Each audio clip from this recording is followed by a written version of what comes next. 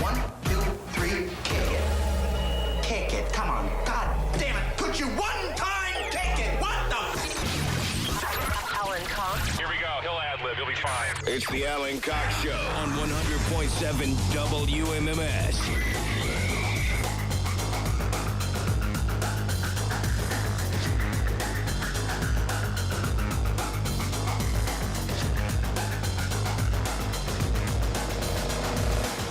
Hey, what's going on, gang? Good afternoon. Hello. Hi there. Welcome. I know. Gosh darn it, it's 2:02 and I'm not enjoying my Allen. Why are you late, Mr. Cox? Sick of this crap. Don't like me to be late. Sorry. 2:02. I apologize. Profusely. 2? My name's Alan Cox. Thanks for being here. If you are. And if you're not, well, then I don't know what to tell you. 2? Say hi to Bill Squire. He's right over there. Hey, creepy hugs, everyone. Thanks for listening to and watching this episode of the Alan Cox Show. Don't forget to like, subscribe, and share. A cold one with the boys. All boys today. Mary Santora's out. Poundcake is back in Studio G. Afternoon, white people. And a very exciting day as Poundcake gets his weekly weigh-in today. Did you weigh yourself this morning? No, I stopped doing that. Oh, good. Okay. Whoops. Sorry, I'm just chasing dust bunnies here in my studio. Okay, good. So you'll learn with the rest of us. Do you feel light on your feet? Do you have any sense whatsoever of how it'll shake out for you today? Or I'm just gonna say, and not that I am rooting for this, but I think I maybe have gained. Just not a lot, because these jeans that I'm wearing, these were my skinny jeans, and I can fit into them now with ease. So I don't think I'm above like 185 or something like that. But that 180, when I was surprised, because I was like, okay, that's a stretch. I think I was pushing my bodies to the limits, because like I was eating different portion sizes, and I was like trying to push my meals out throughout the whole day, and it just push them out? Not push them out, but like spread them out. Spread them out. I was doing a lot of poops. I was trying to push my meals out all day long. I was eating healthy, but I was trying to make weight. I was spreading them out throughout the day, but I wasn't eating enough. It was the problem, and I didn't have enough money to go back grocery shopping. Mm-hmm. So I don't think I've gained a lot, but I think it could just be a combination of water weight and then just trying to get my diet back on track. So I would say I don't want to make another bet, but if I was betting, I would don't say, make another bet. This whole thing has been so blown out of proportion to what it should be because of this stupid bet. Correct. Because of the bet. Correct. Yes. Normally it would just be, hey, Poundcake's out there trying to get himself fit, trying to get into some shape, right? But you got this albatross around your neck now. This bet with Mary. I ain't saying about no albatross. I said I had a bet. Yup. Nailed it. Who's albatross? What you worry I didn't about? even read that book of Harry Potter. You think I'm reading Harry Potter books? Is that what you think? Prisoner of Albatross. What was it? What did he say? Albatross. Go ahead. No, try it. Go ahead and Prisoner try of it. Albatross. Yeah. Okay. Not Azkaban. All right. You never read poetry or anything in college? Yeah, I was a creative writing minor. Did you ever read The Rime of the Ancient Mariner? No, I didn't read that one. Ah. I took a Shakespeare class. Yeah. All right. Well, there you go. If you had read Rime of the Ancient Mariner, you'd know the reference to albatross around your neck. Yeah, I don't know. You never heard that saying, though? I've never read that poem. But I'm sure I know I've said it more than once, that at least on saying this is show. pretty popular. Nope, never heard of it. Well, now you have. And the next time somebody says you got this albatross around your neck, you're not going to think they're talking about Harry Potter. That's a plus. What does it mean, Poundcake? Do you know what an albatross is? It's an eagle, isn't it? It's a bird. An eagle. Yeah. No, Okay. no, it's a kind of bird, but I wouldn't say an eagle. No, it's an albatross. I would say it looks like a bird. It is a bird. It That's is what I a said. bird, but it's not. But eagles are birds, but not all birds are eagles. You understand that, right? Yes. Yeah. Are you just saying yes? No, I'm Okay, because the way you said yes made it sound like you were saying yes because you wanted us to say But yes. it's not an eagle. Yeah. It's an albatross. It's an albatross. Right. No, I Some was kind of bird. It's a seabird. It looks more like a seagull than an eagle. After I guessed it, I looked it up, and then it showed the bird, and then underneath it, the second definition in golf, GOLF, another term for double eagle. So it just messed me up. Yeah, it's not an eagle. And I don't know golf terms, but they're all aviary, right? I mean, like there's birdie, mulligan. I assume mulligan is a kind of bird. I don't know about that. Or a kind of stew that you make with birds. I don't know. Actually, really pretty bird. What is a mulligan? Albatross. Oh, an albatross. Well, it looks like a seagull. Yeah, I mean, it's. Anywho, boy, we've gone way around the horn there with this early introduction to seabirds. Alan, have you tried Mountain Dew Fruit Quake? No, I haven't. I'm kind of off the Mountain Dew train as of late. I still do enjoy it, but they are rolling out they're constantly rolling out these new flavors. And most of them, none of us civilians or peasants ever get to see because they'll make special batches for like contest winners and things. So if you go on eBay, you'll see people selling individual cans of Mountain Dew in flavors you've never heard of for exorbitant prices. Somebody who's one of their fan club people or somebody who's on Twitch, I don't know. But you can go on and there'll be all these weird flavors and somebody's selling one of those giant cans of it for like $40. But there is something that they're rolling out. My buddy who still lives in Pittsburgh sent me a photo from the Sheetz locations. You just did a Sheetz out in Seville. Yep. I don't know if they're rolling out the Mountain Dew, but Mountain Dew for the holidays has apparently rolled out a flavor that tastes like fruitcake.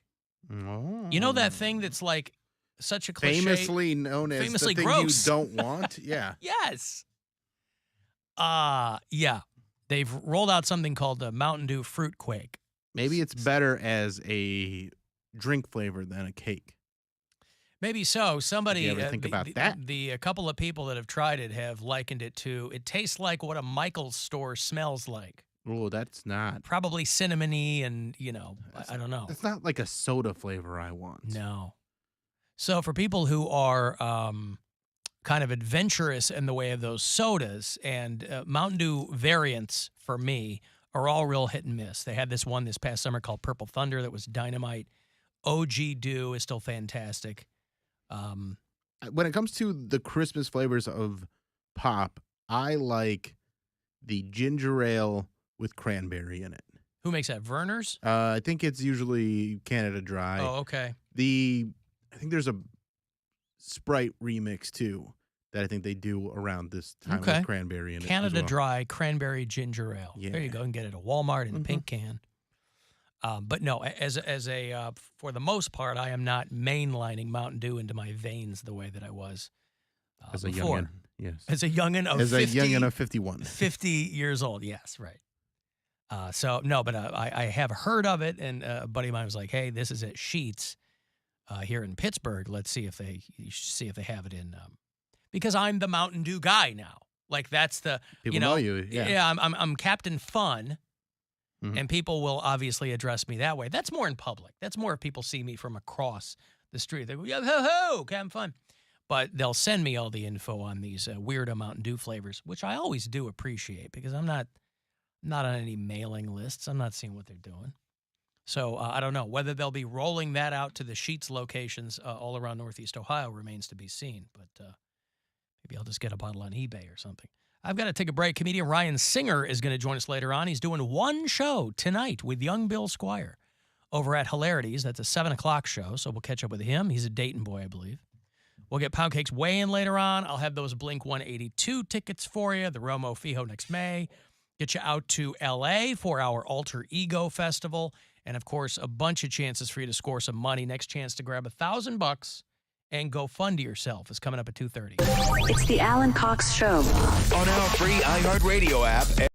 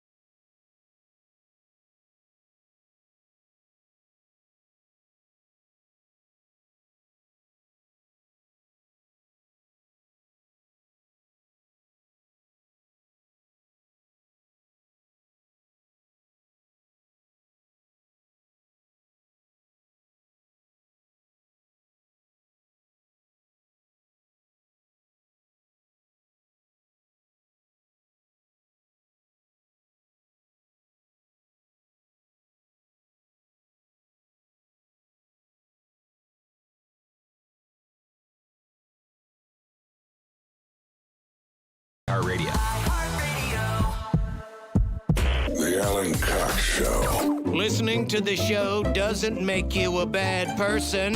That thing in the foot locker at the end of your bed, that makes you a bad person. MMS. The Buzzard. All I can hear now is, wanna get in my car. We play that Pumpkins promo. Smashing Pumpkins. Yeah, so they're like iHeart's giving away a trip to Seattle. They're coming here to Cleveland. Got tickets for you next Thursday. Billy Corgan going to be on the show Monday. See what's up with him. I'm going to that show. It should be fun. Yeah. It's Smashing Pumpkins, Jane's Addiction, and Meg Myers going to be the 29th at the Romo Fee Ho, and I got a bunch of tickets to give away. I think we're going to have people here at the window doing something next Thursday. So I'll have full details for you very soon on that. But Billy Corgan on Monday, and then that show, it's the same night as what? Oh, Mushroom Head Halloween. Yeah. Ah, boy. I will say this. If you're going to the Smashing Pumpkin show, wear your WMMS gear. Right. Because Are you going to be running around finding people? we might be doing a little, we might hook you up. Yeah, that'll be fun. You'll always see people in MMS t-shirts, unbidden. Mm-hmm. I've told friends of mine in the decade I've been in, decade plus, dozen years, I've been in Cleveland. I said, it's the first city I've ever worked in where people wear radio station t-shirt unironically. People love MMS t-shirts. As they should, quite frankly. They're great shirts. You can get them over at CLE Clothing Company. You sure can. Use the promo code SPOOKY and you get 20% off. I was talking a couple days ago about how cool it was if the Dead Boys were doing that show at the Beachland Ballroom. Somebody texted me that they canceled 20 minutes before the show because Cheetah Chrome has a broken back or something. Their guitar player. Well, that seems like a No, it's decent reason to cancel. I guess so, yeah. That blows, boy. You know who's at the Beachland last night? Which Max Sabbath. If I had known, I probably still I was wouldn't gonna, have gone. yeah, but still, I had tickets a while ago, and I just didn't get over there. I had an event last night, so I probably couldn't have gone anyway. But I had to host a roast for some local distributors. Oh yeah, roast distributors. People They who are get roast around. alcohol distributors. Oh, but do they roast? Wait, They roasted. they distribute alcohol, but they then distribute- and roast. They distribute alcohol, but they roasted some of the people in the business. So it was a very I see. in that business night. So Yes, a lot of inside. very jokes and specific stories. to the. Yeah, but it was still a good time. Did you have to get yourself hip to what the inside alcohol distributorship jokes are? No, I just made fun of their appearance. Oh, you did. Oh, you went right for the right, Low hanging fruit is what they call it. right for the aesthetic humor. No, it wasn't Okay. even necessarily that. It was more like there was one guy that he had big ambitions for his roast, and he had a PowerPoint and he did some impressions. And This was a guy. This is one of their coworkers. This is one of their coworkers, and this guy's best friend. So I don't even know if they worked together, if they were just best friends. But he was roasting his friend, and it was, in and out of funny. If he had cut it down to about 5 or 6 minutes, it probably would have killed. Mhm. But it was like 30 minutes, and it was That's too long. way too long. Yeah. And I get people like they want to get everything they can, especially they want to take down their friend and make them tell some silly stories. But that was just too long. But he also did an impression of Norm Macdonald and an impression of Gilbert Gottfried, which again went on too long. So like at first you're like, oh, this is kind of Gilbert, but then as it kept going, you're like, he's kind of losing it, kind of losing the A confidence roast in it. shouldn't need an intermission. Right. No. no, Again, these are not professionals doing it. It was Understood. It was still very fun, and I was happy to be a part of it. And it was for Jimmy Malone's scholarship fund. Oh yeah. Yeah. I see him every morning. Yep. Max Sabbath was last night, but the support was great too. A band called Speed Dealer opened for them. That's kind of why I wanted to get over there. This band from Lubbock, Texas. Speed Dealer's been around a long time. They used to be REO Speed Dealer until REO Speedwagon sued them or threatened to sue them. Great name, REO Speed Dealer. And a great band, but they ended That's up something having you can't get away with anymore because of all the Starships and all the Jefferson bands. Jefferson Airplane and Jefferson Starship. And they're like, we got to put an end to this. I guess so. Can't But just those were all keep- the same people. Those were like, at least those, they just changed the name of the band, but Right. it had like original members in it. But these guys were like, we're going to call ourselves REO Speed Dealer. Amazing name. But the REO Speedwagon, rather than be funny about it, was like, nah, people might confuse the two bands. Will they? Will they really? REO Speedwagon and Speed Dealer. But anyway, Speed Dealer was, I didn't get to that show last night, but if you've never seen Mac Sabbath, it's a band that dresses up as McDonald's character. It's very literal. They dress up as McDonald's characters and play Black Sabbath music. McDonald's has been doing those adult Happy Meals, and there's all these stupid articles about people trying to resell them, and they're like, one of the toys unopened is listed and is selling for $300,000 on eBay, but that just means someone put it on eBay for $300,000. No one's bidding. Trust me, I have so much stuff on eBay. You can put it whatever you want, right, and it'll sit there. But I've got tons of comics on eBay that are underpriced, actually, and people still sleep on them. have you gotten any updates on the ones you sent to Tampa? Nope. Imagine they're still dealing with the aftermath. Nope, I have not. So, but I've got Let's get them on the phone right now. I've sold some of my comics. I mean, I sold the bulk of my collection, but some of the high value titles I have like on eBay and some other apps and things like that. But I'm still trying to unload those boom arms I bought for Oak Tree. Mm-hmm. Holy cow. Never spend your own money. I don't know when I'm going to learn this. Every time I do it over the course of the year, every time I invest in this program with my own money, I get screwed every single time. I don't know when I'm going to stop doing that. But anywho, it's all good. There was a roast last night, all kinds of stuff last night. Cavs lose. It was a season opener up there in Toronto. They lost by 3 points, 108-105. Darius Garland gets an eye laceration. Yeah. In the season opener. He only played for a few minutes and then was out the rest of the game. Yeah. Hopefully he doesn't miss any significant time.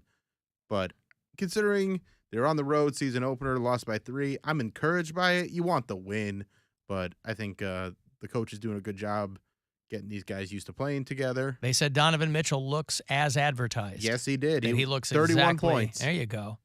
He was good. He was very good last night.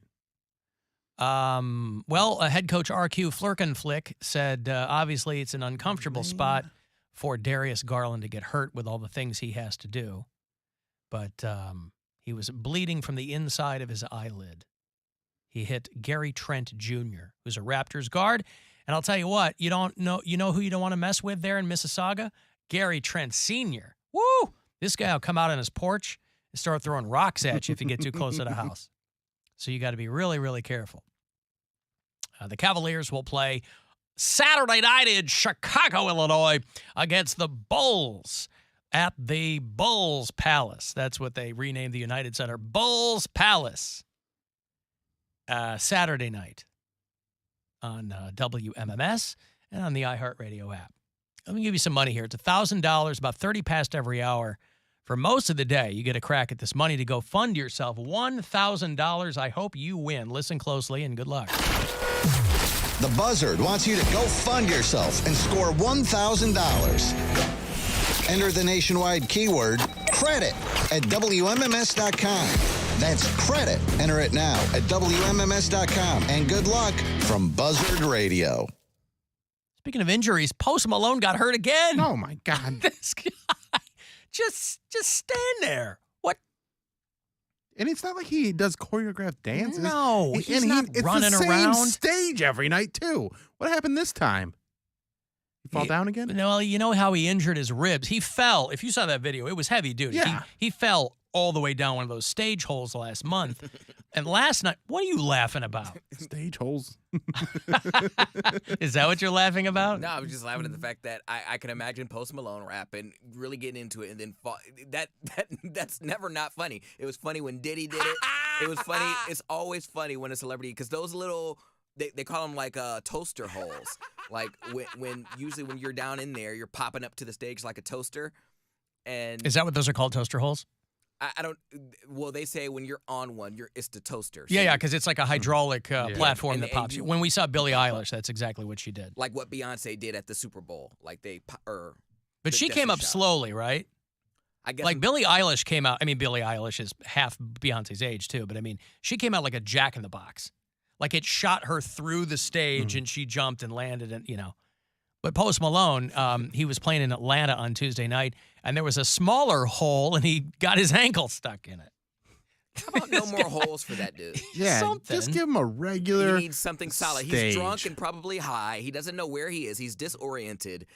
Homie gonna fall through something. I would Well, think he if should you were probably high, not be high and drunk on stage. well, if then. you're high, you're going to be hyper focused. I would think you'd be figuring out where all the stage holes were and There's toaster ovens. nobody. It's not even Post Malone's fault. He makes music to trip to. Like, I'm sure the stagehands are all high and drunk. His fans are high and drunk. It is still a business, They've all got the fans, yes. He's ruining his business by falling all the time. Right, so keep it don't together. be high and drunk. And also, no one's listening. No one is like Post Malone. That's music to trip to. Yes, they do. Bro, I've never heard that. I've before. never ever heard it, but like that's music. Like there's music that is for people that like to take hallucinogenics. I have never heard Post Malone in that category. Maybe chill out. Yeah, Maybe at the end of the definitely. night you throw some Post Malone on. There are some To white smoke boys. weed is one thing, but no one's like I'm gonna take acid and then listen to this White 2 Iverson? minute and 30-second Absolutely. Post Malone song. Yeah. Well, because it'll be 10 minutes long while you're tripping. Mm-hmm. Maybe when you're coming down, you put on some Post Malone on the back half of the wave there. But he hurt his ankle in Atlanta. Tell you what, there's little holes in the middle of the stage where fire comes out of. I just twisted up my ankle a little bit over on that hole there. So if my dance moves aren't 100%, you gotta forgive me tonight, ladies and gentlemen. I'm gonna do my best. He's so nice. He's very nice. He's but like, also, hey, I'm really sorry if my dance moves, and again, he's not in sync, but I mean, if my moves aren't that great, this is by the way. No one would have noticed. He didn't even have to tell anybody because no one's like, well, I went to the Post Malone show and his dance moves weren't up to par. But also, this is a great way to account for any bad night you have. Mm-hmm. Yes, that's You've what he's fallen into a doing. hole. He got his ankle in a pyro hole. Anytime he has a bad night, he's, I'm so sorry. I twisted my ankle. Like my pinky got caught in the mic stand. That's really kind of dangerous, though. Like, the fact that you can fall into a hole where fire comes out of, why is that on the stage? You shouldn't. Because it's part of the show. People like a big, grandiose Why show was that instead of. open? Because that's Well, they're how the small. stage is It's built. dark. Yeah. I What mean, if he got torched? he's like the Gojira guys He'd be Roast Yeah. Malone. at Sonic Temple. Yeah. There he. Yay. Hey, well done, buddy. Yeah, have some M&Ms.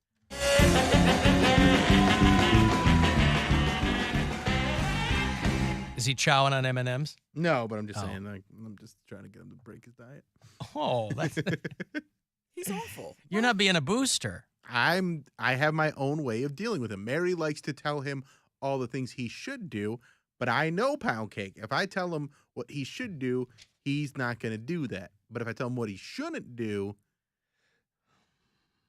Yeah. to do that, Yeah. then he's going to be like, I'm not going to eat M&M's, Bill. Huh. Oh, you mean just to spite you?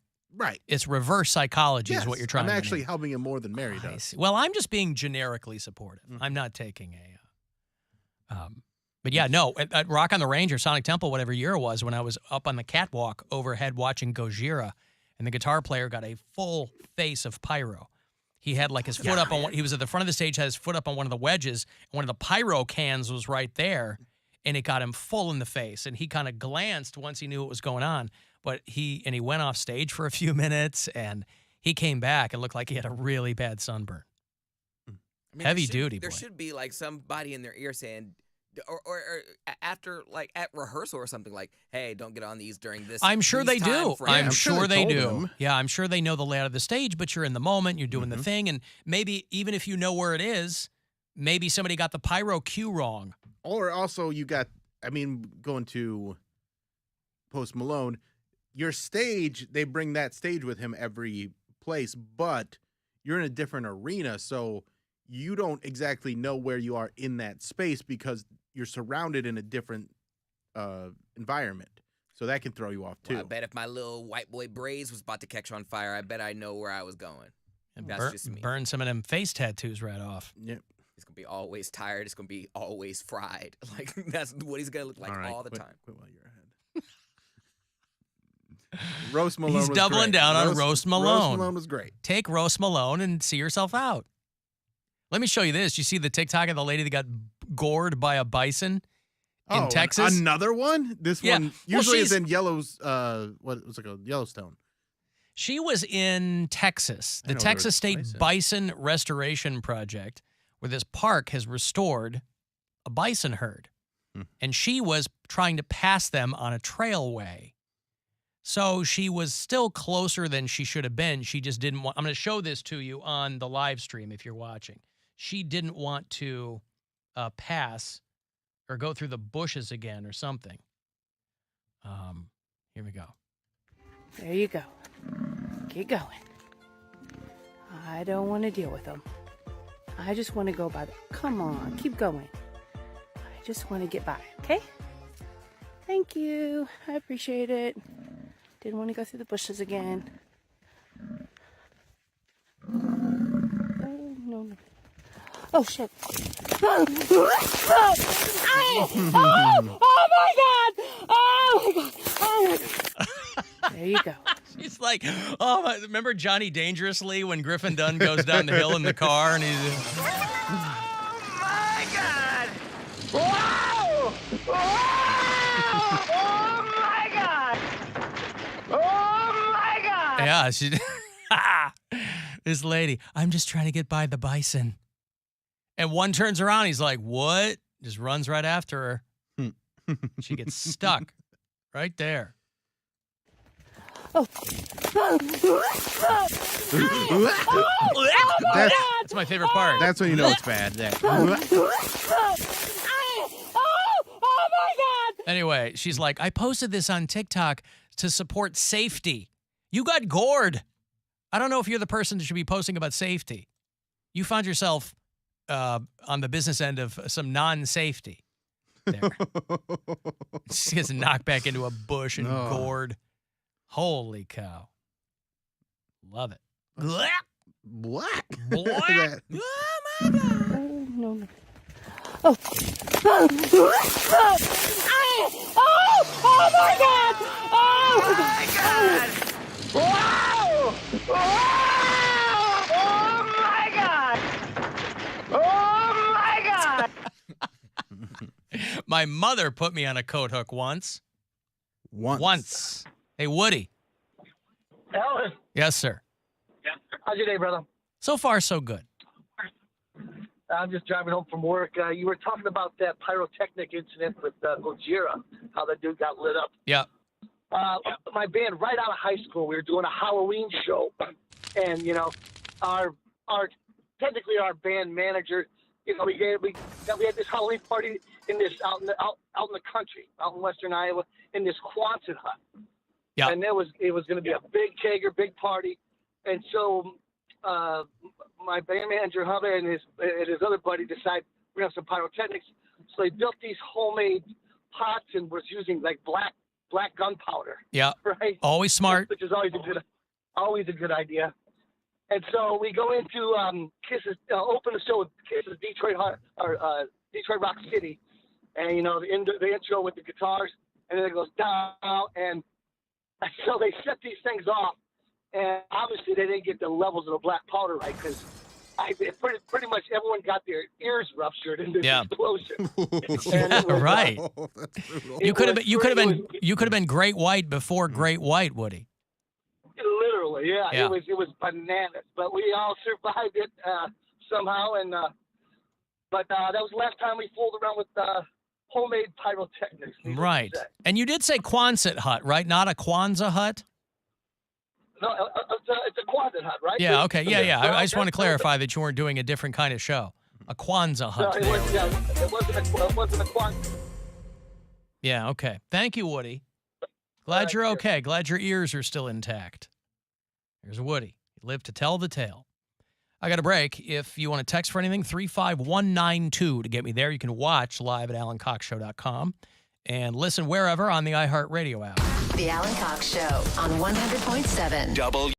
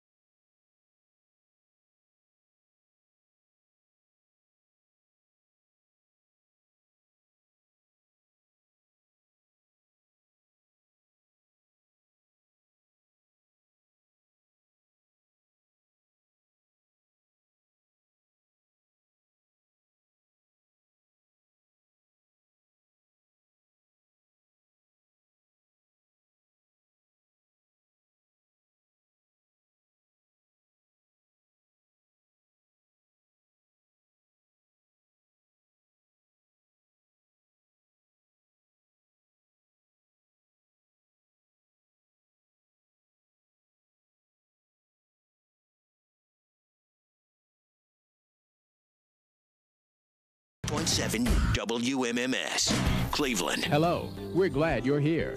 If you need assistance or just have a question, our associates will be glad to help you anytime. Call the Alan Cox Show, 216-578-1007 or 1-800-348-1007. People still into Death Cab for Cutie? I'm sure there are. Did you ever get into people. them? I mean, I listened to a little bit of it.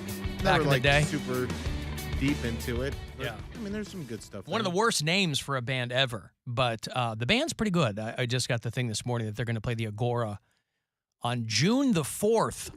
So if you're a Death Cab fan, I feel like they've been off the radar for a minute, but I know there's a new album coming out or something. They have a new song that I heard and liked. He used to be married to Zooey Deschanel. Ben Gibbard, the guy at the... he has a side project called the Postal Service that I'm actually a bigger fan of than Death Cab. Yeah, I was more into the Postal Service than Death Cab, for sure. But if you like Death Cab, the goes on sale tomorrow at 10 a.m., FYI. So Agora next June. You got to wait till next summer. But hopefully it won't end up like Post Malone getting hurt or the Dead Boys getting hurt or so much getting hurt on these shows. Cavaliers are off tonight. They lost the season opener in Toronto last night by 3 points. But they look good by all accounts, whatever you can tell from them between the preseason and now. Saturday night, they'll play the Bulls in Chicago. That's an 8 o'clock tip, and then they will be back here for the home opener on Sunday night, 7 o'clock, against the Washington Wizards. And they'll be here for a few days because they'll play the Magic on Wednesday.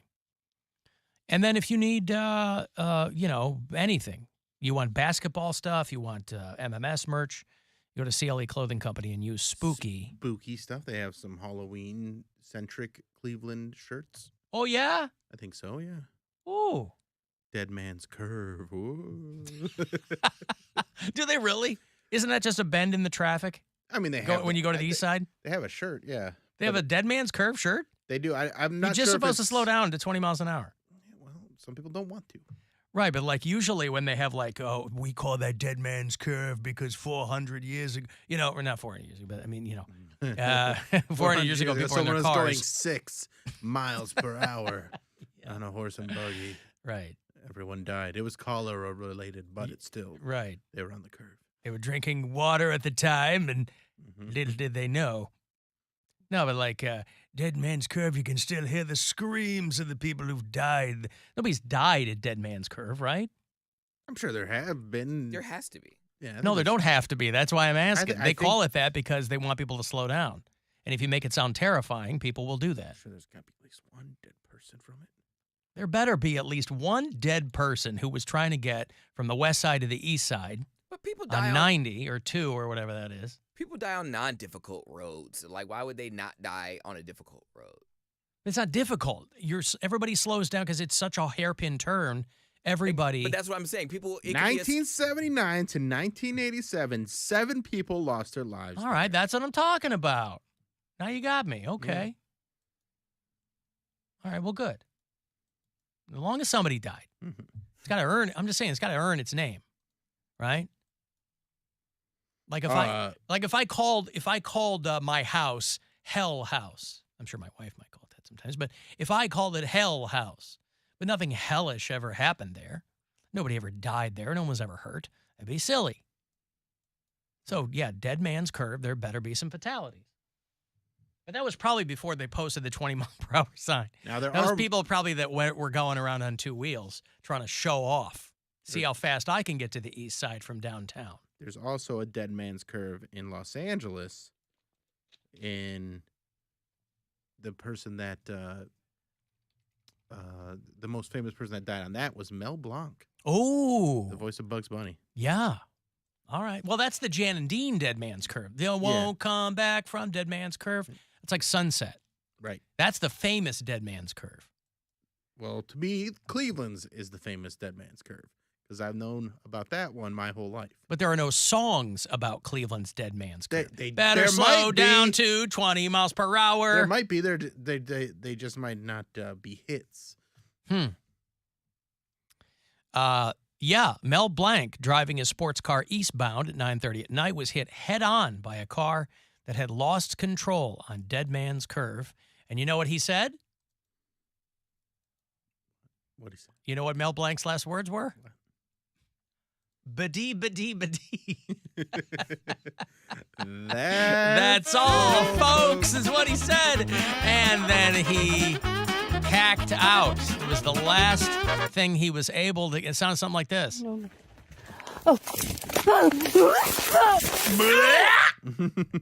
That's what he sounded like.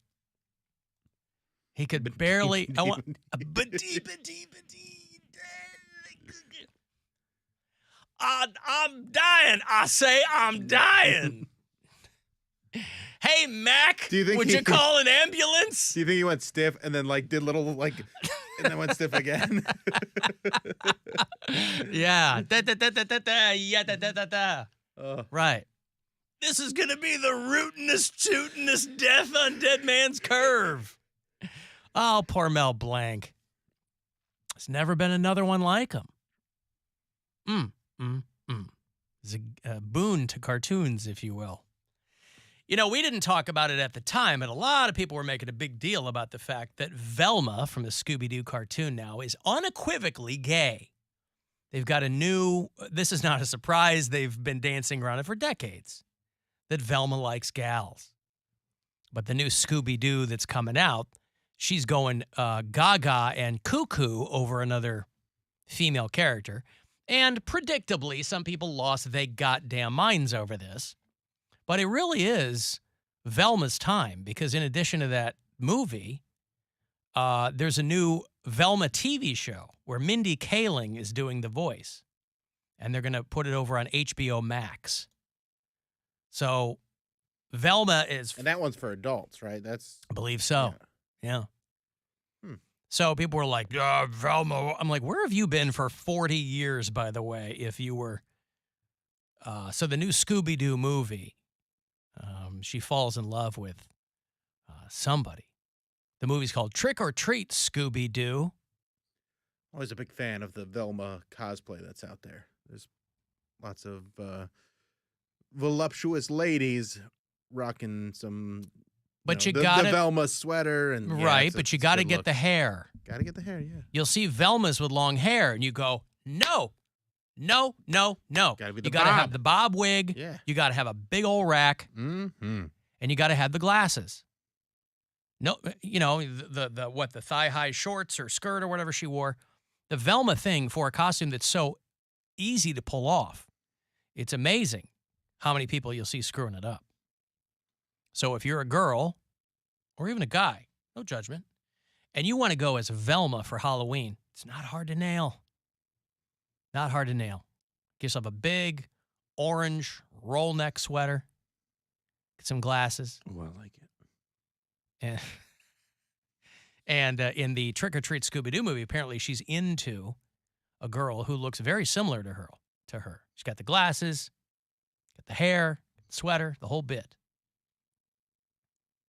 And then Mindy Kaling will have the HBO Max show. I think they should do a crossover movie with all the gay cartoon characters.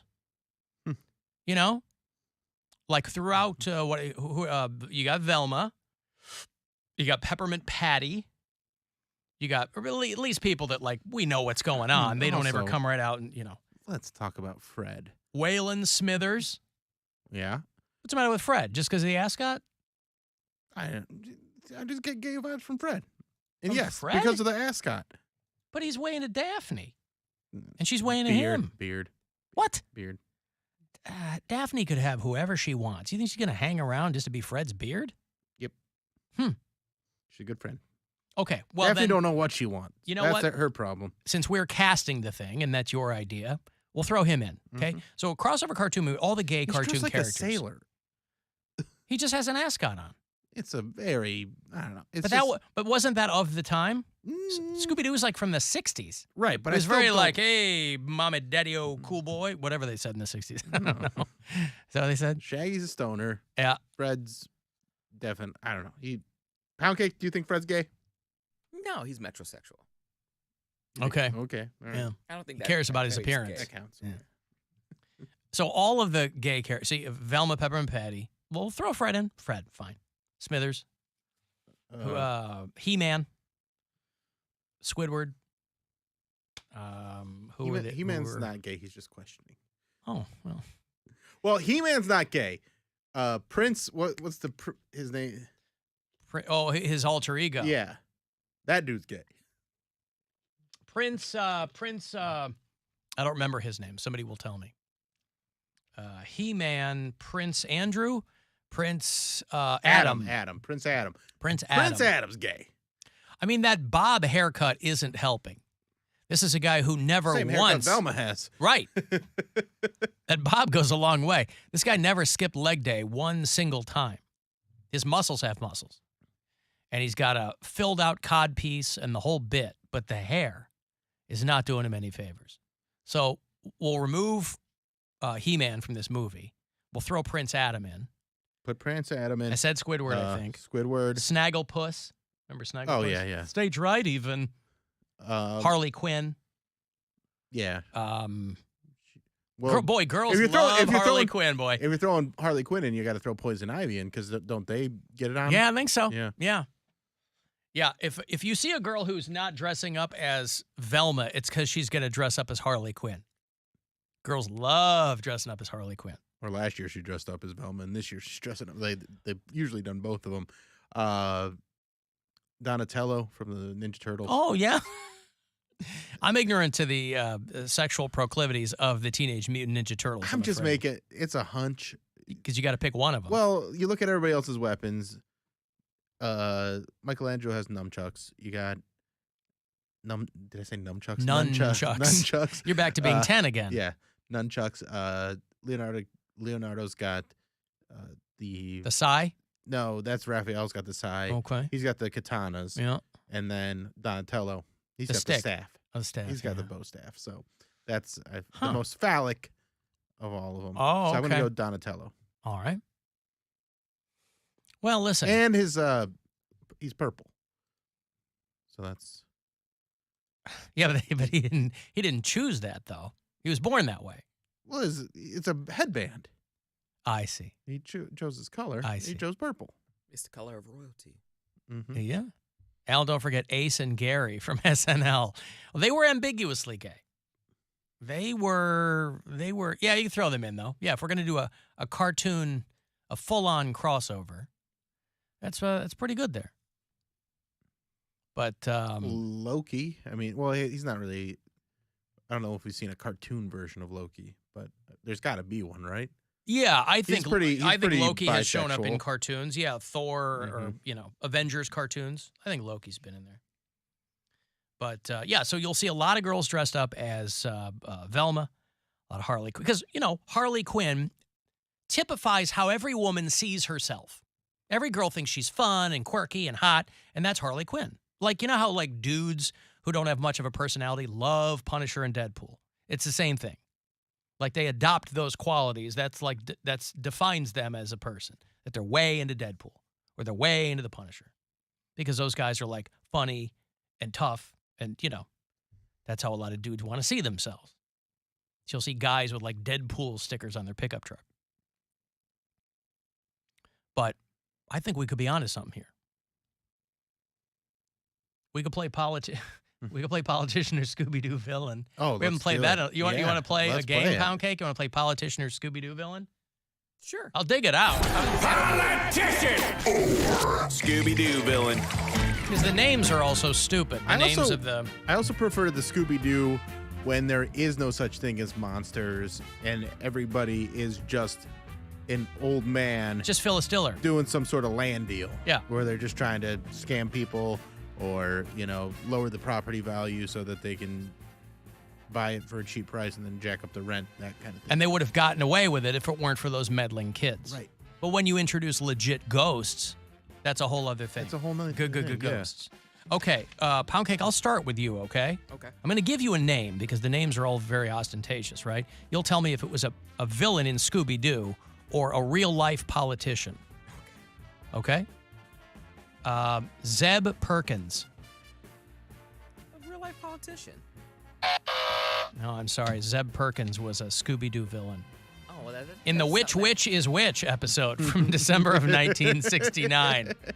Zeb Perkins doesn't sound that out. It doesn't sound that outlandish. That's why it's a fun game. Come on. Okay. All right, Bill. All right, let's do it. Langdon Cheeves. I'm going to go Scooby-Doo villain. Oh. Sorry, Langdon Cheeves was the Speaker of the House in 1814. Man, I should have known that. You should have. Okay, Poundcake. Okay. Harley Finster. Is that a politician or a Scooby-Doo villain? Scooby-Doo villain. Correct. Finally. From the B Team episode, September 1984. He says finally. He only got one wrong. You're okay. Right, but then I got one wrong, so we just wanted to get somebody on the board. I see. Well, he's on the board. All right, Bill, the next one's yours. Neville Poppenbacker. I'm going to go Scooby-Doo villain. Yeah, Scooby-Doo villain. Yeah, Neville Poppenbacker was from the Farmed and Dangerous episode. Gonna write that one down. That is. See if we can find someone with a similar name to help with the live stream. Yeah. Who's helping out today, by the way? Oh. The live stream. Let me look. In a video department. Minkus Flanagan. Okay. That is neither a Scooby-Doo villain nor a politician. That's a tough last name, though. Because it's Flanagan, not Flanagan. You'll get a lot of Flanagans, but not a lot of Flanaggans. There you go. All right, you ready, Cody? Yep. Politician or Scooby-Doo villain? Governor Teets. Scooby-Doo villain. Oh. So sorry. He was in the Washington State House of Representatives Thought it was too in obvious. 1911. I thought it was a trick question. He had governor in the name. I was like, Govnor, not governor. Governor Teets. All right, Bill. Big Bob Oakley. I'm going to go politician. Dang it. Sorry, he was in the Gaggle of Galloping Ghosts episode. November hard of game. 1969. Very hard game. It is hard. I'm not Especially even because I keeping never score. really watched Scooby-Doo. That was never really my I jam. liked it. I still wouldn't do well at this game. Okay, Poundcake, you're up. Peter Dinwiddie Wigington. Scooby-Doo villain. What? No. I'm sorry. He No was way. he was in the U.S. House of Representatives in 1876. Say it again. Peter Dinwiddie Wigington. I would have guessed what I would have guessed what you guessed too. No way. All right, Bill, you're up. All right. Wankard Pooser. Oh, my goodness. Wankard Pooser. I'm going politician.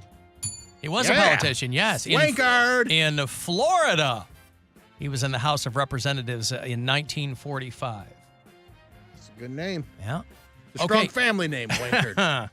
All right, Poundcake, it's your turn. Amos Crunch. Politician. Damn it! Sorry, pal. Amos Crunch was in the ghastly Ghost Town episode, which featured the Three Stooges. September 1972. I haven't been keeping score, so I don't... Bill's up one. Oh, he is? Yes. Well, he might be up two here. Okay, here we go, Bill. Bernice Binder. I'm going to go politician. Sorry. Okay, so if I get this one right, then Bill and I will be tied. He has two. I have one. Okay. Let's see here. Let me find Peruvia Goodness. Peruvia Goodness. Scooby-Doo villain?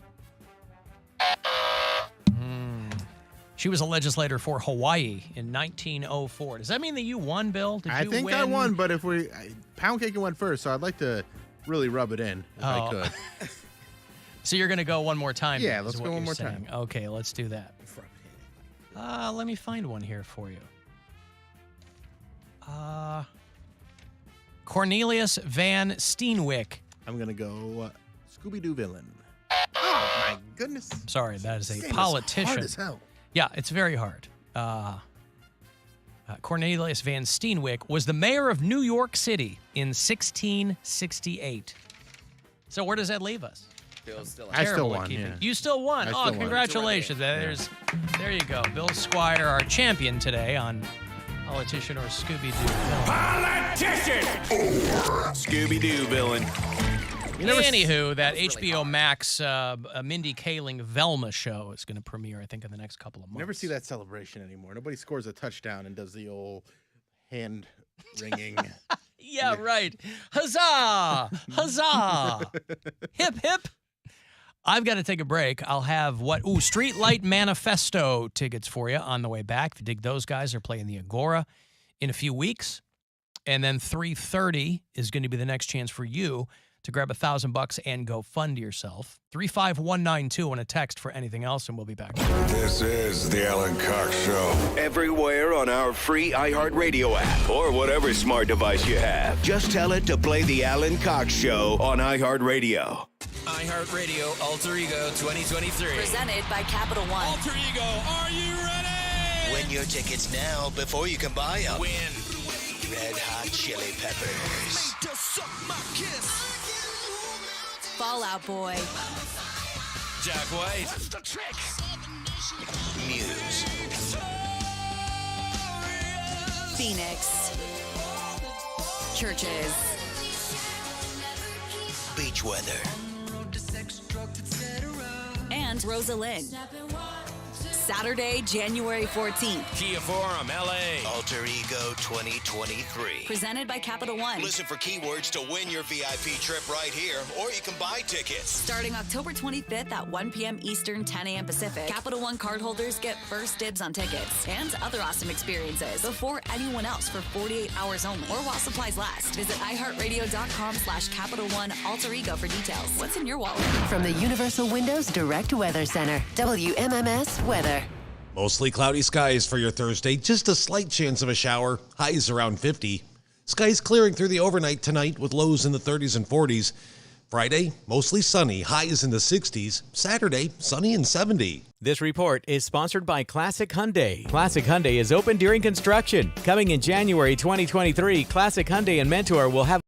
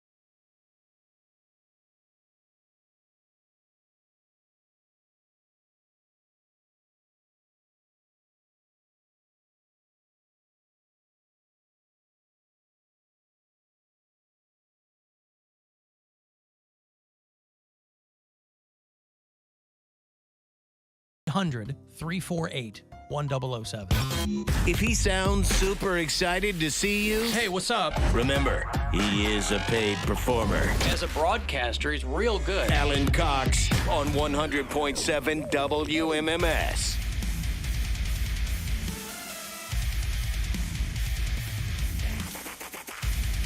Cavaliers lose in Toronto last night to open the season, but they look good. Donovan Mitchell looks good. Darius Garland got himself a little bit hurt. They are off tonight, and then the Cavs, they're off tomorrow night too. Cavs are in Chicago to play the Bulls. That's an 8 o'clock tip-off at the United Center on Saturday. And you'll hear it here, of course, on WMMS. We've got, who we have for the Bulls? We got Zach LaVine. Lonzo Ball we have, but I think he's hurt. Yeah, he's hurt. We got DeMar DeRozan right now. Mm-hmm. We got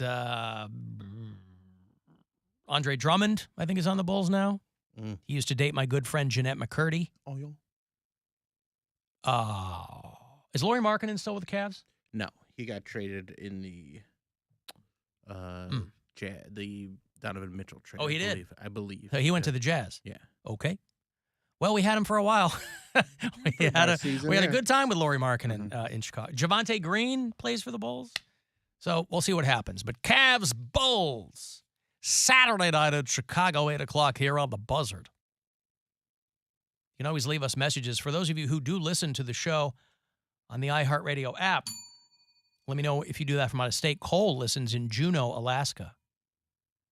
Lucas is our bureau chief in Portland, Maine. Brandon is in Orlando. Christopher listens in Kirkland, Washington. You just leave us messages there if you like.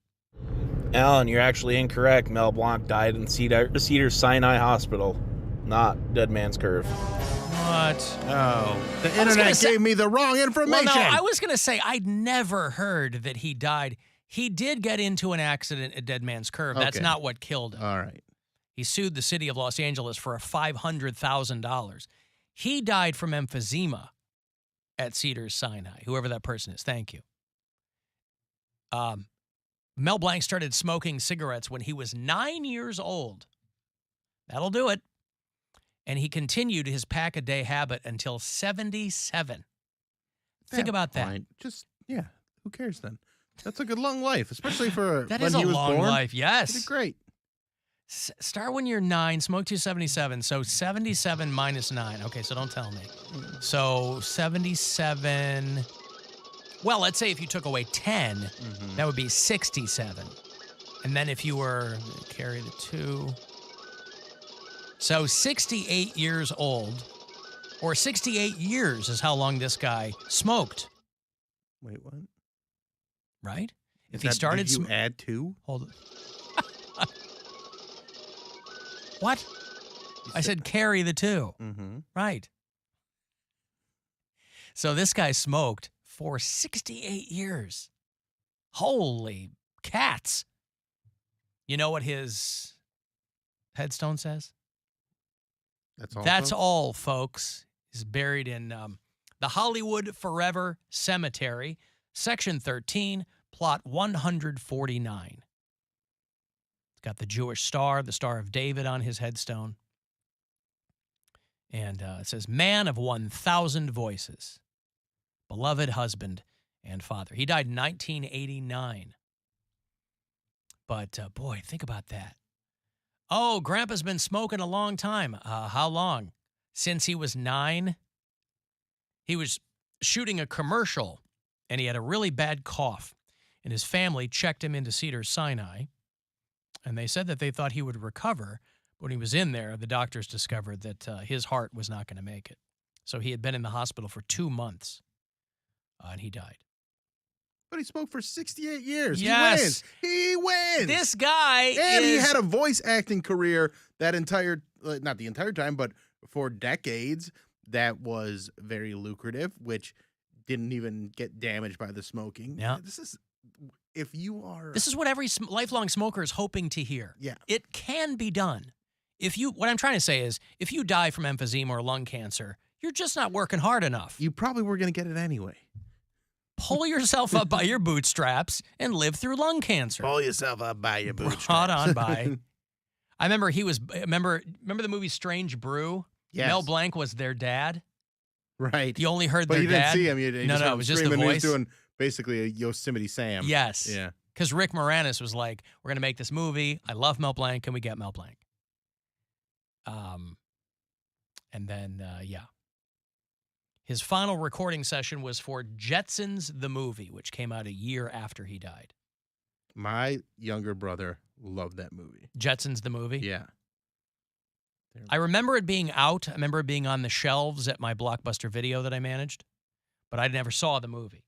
My brother loved that movie to the point where we all hated it so much because he would watch it. Oh, he watched it on a loop. when I he was see. a little kid. I mean, he was probably 3 or 4, and he would just watch that movie again and again and again. Was there a movie that you drove your family crazy with when you were a kid? No, because I don't think that was quite the time. When I was a little kid, we had a VCR, but I wasn't allowed to touch it. Oh, I see. By the time he was born, he's 7 years younger than me, and we had several VCRs at that point. So it wasn't like, So I didn't Mom, like- can I put this movie in and watch it? Right. You couldn't do that. I just don't remember doing that. I remember being like whatever was on. Also, I was closer in age to my older brothers, so whatever they were watching is usually what I would watch. 'Cause By default. I didn't really get to choose what I wanted to watch at any time. It was like, well, whatever's on is what we're gonna watch because I was the middle child and had no pull. Yeah, and I was born in Berea. In that house, I don't think we had VHS yet. I think we got our first VHS player when we moved to Strongsville. And So whatever was on the TV is what you guys watched. yeah, and I don't think we had cable yet either. I also don't remember watching that much TV when I was that young. No, I didn't either because we didn't have Yeah, cable. yeah. We had 3 channels, and we could get... We'd watch Saturday morning cartoons. We had 3 channels and PBS is what we had. When we moved to Medina, that's when we started. Like that's where my memories of watching things that were taped or on tape come from. Is when we moved to Medina, and that was when my brother was a baby. We moved there in '89, so that's when I was like, okay, now I can actually watch some of the stuff that I want. But we didn't have a huge Disney collection yet either. And Or, Poundcake like, wasn't we didn't have driving a his huge- mom crazy because she was asleep. Yeah, and we weren't buying a bunch of stuff. It was all stuff that was taped off of TV. I was raised by television because my mother was asleep. Right. It was no fault of her own. She did the best No, she I could. understand what you're... I'm just saying she wasn't around to like get driven crazy by whatever you were watching. Or she wasn't awake. She wasn't awake, and Disney movies, out of everything that we watched, was the best influence on us. Like, I went through phases where I had a favorite Disney movie. Like, my brother's favorite Disney movie, and it has not changed. It was The Lion King. That was my brother. Mine was Aladdin, but there was a phase, I think it was probably the gay phase, when I watched The Little Mermaid. Wait, gay phase? The gay phase? You haven't left your gay phase. When I started realizing, I think I might be homosexual because I literally watched The Little Mermaid every single day. I see. But it was I was watching Aladdin because I liked the music better. It was a better storyline. It was funnier. Yeah, probably. Aladdin's much funnier than Little Mermaid. Little Mermaid's got like 4 jokes. But Aladdin had in Aladdin you got the genie, which was just it was Robin Williams. and I was attracted to Aladdin's voice. Like Aladdin's voice was hot. And then when I was actually 14 and went to Disney World, I saw the actual Aladdin. I was like, oh. Well, Aladdin had jokes because it was Robin Williams, right? Yeah. Thanks, Jeannie. Oh, Al, I'm getting kind of fond of you, kid. Not that I want to pick out curtains or anything. I thought the Earth wasn't supposed to move until the honeymoon. Yeah, Earth wasn't supposed to... That's for the adults. Yeah. Like, I get it. Did you watch Full House growing up, Poundcake? Brother did. But anything that you probably watched, my brother probably watched, but I didn't get into Cosby Show. I didn't get into Full House. Well, the reason I brought up Full House for that. I brought up Full House because that was the DJ's boyfriend for a few seasons was this dude named Steve, and that was Aladdin's speaking voice. Then they had a different person do his singing voice. But that was his speaking voice. Well, let me find it because I don't. Do you know The actor's name, I don't. I just know him as Steve from... Scott Winger. That sounds right. Winger, yeah. Winger. Let me give you some money here. It's $1,000 as promised. About 30 past every hour, you got a shot to win. You can go fund yourself. There's a cool 1K right here for you. Good luck. The Buzzard wants you to go fund yourself and score $1,000. Enter the nationwide keyword deposit at WMMS.com. That's deposit. Enter it now at WMMS.com. And good luck from Buzzard Radio. Alan, if Mel Blanc smoked a pack a day, he smoked 24,820 packs of cigarettes, or 496,400 cigarettes. Imagine smoking almost 500,000 cigarettes and still living into your 70s. Yeah. Because we don't know what else he was doing. Maybe he was running 10 miles a day. Maybe he was drinking the blood of children. Maybe he was... That's how you stay young. Maybe he was... I don't know. I finished The Watcher. And Thoughts? It was a fun series. Like, it was okay. It was pretty intense. It wasn't the best Naomi thing. Watts, man, looks great. Oh, yeah. She's like in her mid-50s. Yeah. She's cute. But, I mean, I thought they were all good performances. Yeah. And I knew the story beforehand, so I knew we weren't going to get a right. Spoiler alert. Yep. But, yeah, I was okay with the ending. I thought it was fun. But I kept telling Gwen, if you do remember that story, they created so much extra for this dramatization. Well, they had to, because that's what I'm saying, because it's getting a letters to your house. episode. Yeah, getting letters to your house is not a scary miniseries. Yeah. But I thought I think that's the complaint people had, is that initial story was so creepy that when they did a dramatization of it, you're like, okay, how are they going to figure this out? I guess the real family, they had two requests, and one was that they not use their name for the family. So they gave the family another name. And I guess the real family, like, had a third kid. And so they were like, please don't, like, replicate our family. Well, they also never even moved in. Right. So they were renovating also, the whole time. That's not a very good show either. It's like, this house we're renovating is being watched. Do we live there? No. We're getting, this is a miniseries about people who got scary mail at their new house. I'd also be pretty immune to The Watcher, because I am so bad about opening my mail. Like, The Watcher would send me a letter and be like, I'm watching you. The young blood's in the house. I hope it... Are they afraid to go in the basement?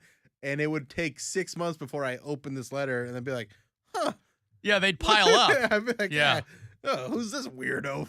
Except all mail now is like junk mail. It can go right in the garbage.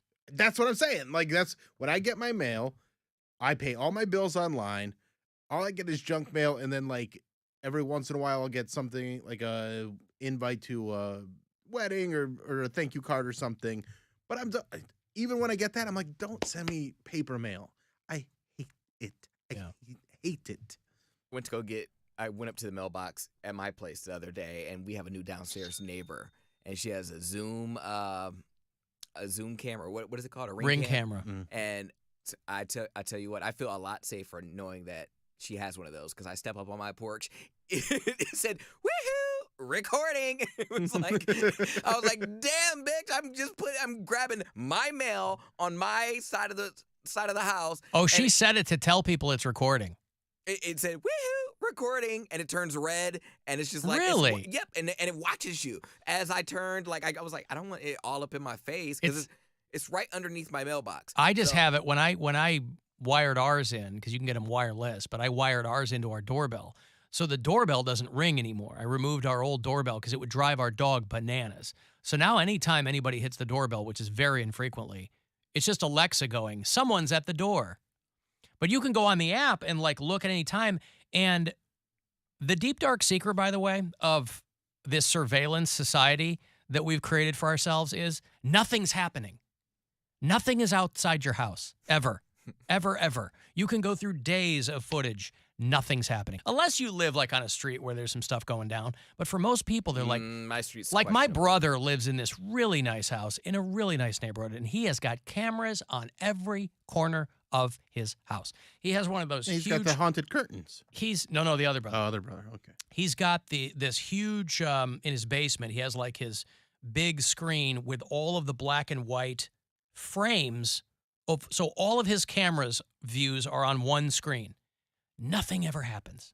I have a camera in my, like, I guess like the entryway, so I can check on my dog during the day. Well, yeah, people and go, all she's doing is laying there. Right, but that's like a nanny cam. Yeah. But people are like, well, you're going to be happy you have it if something happens. Yes, but that's how they sell them to you. Right. And I bought one. Our building has cameras. Right. Though. I bought one specifically so that I could just put something else in place of a doorbell so my dog wouldn't go crazy. But I don't need a camera at my front door. I was offended. I was like, damn, bitch, I'm just getting my mail. And it was like, woohoo, recording. Well, listen, she's letting people know. I get that.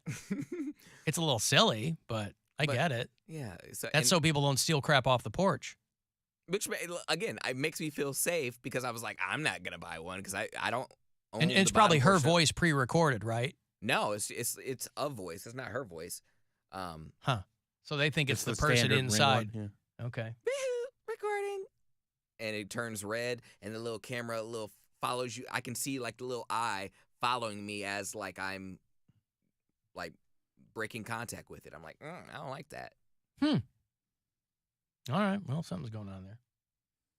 Alan, I thought Blade with Wesley Snipes was the first Marvel movie. Wasn't Blade a Marvel character? Just saying. Hate the show. What were we talking about? I don't know what we're talking about. That. Oh, because we were talking about the Harrison MCU. Ford. All right. Yeah. Blade was not a Marvel Cinematic Universe character. It was a Marvel character, yes. The Marvel character made into a movie, but the first Marvel Cinematic Universe was Iron Man, then Incredible Hulk. That's when Iron everything Man kind of crossed 2, streams and all that Thor. stuff. Right. Yeah. So Blade, yes, was a Marvel character. That was late 90s, but that was not part of the... Because they also, just after that, did the X-Men, which are also... And then Spider-Man wasn't long after that. Right. So there was Marvel movies, but we're talking about the Marvel Cinematic Universe. Cinematic Universe. Duh. Speaking of Blade, I love this guy in Florida who was a naked guy wearing just a cowboy hat and his fingernails were painted, attacks a woman on a bicycle with a machete. A guy whose name is Roberto Hercules was completely naked, wearing just a cowboy hat, and a woman just riding her bicycle, and he asks if she has a pipe. And she goes, I don't have a pipe. What I don't understand is she jumped off her bicycle while he chased her. You were on a bike. You were on doing good. 2 wheels. You were winning. Continued to strike her with a machete on the head and left arm, leaving her with a fractured skull, a brain bleed, a broken arm, and a laceration on her left hand. The cops found the guy. He was inside one of the homeless tents in this particular part of town. He was still completely naked, but there were a couple of other cowboy hats inside the tent. He said he wanted to get shot, but eventually complied with the cops. So Roberto Hercules, looking for a fix. But if you're on a bike, how do you get... I could see him maybe getting you one time out of surprise, but then when you realize what's going on, you get the hell out of there. You're on wheels. I got to take a break here. If you want to text 35192 to get me there, AlanCoxShow.com. You can watch live, and you can listen wherever on the iHeartRadio app. The Alan Cox Show. On 100.7 WMMS. The Buzzard cannot save you from the beating.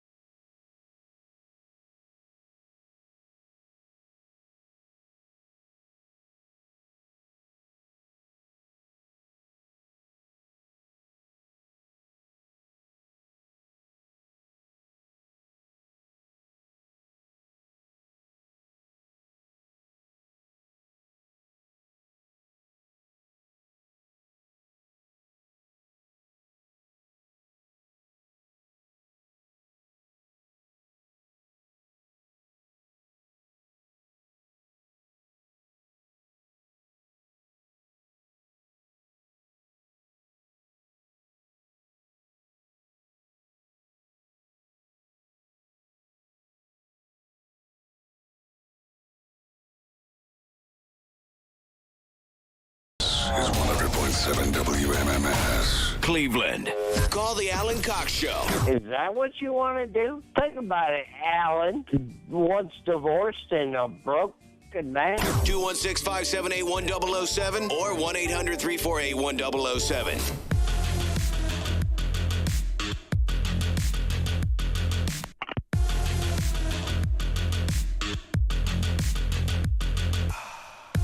Three 35192. Want to send a text? AlanCoxShow.com. You can watch live there. Our YouTube channel is The Alan Cox Show. What do we got? Ooh, comedian Ryan Singer is going to join us in a bit. It's been a while since he's been here.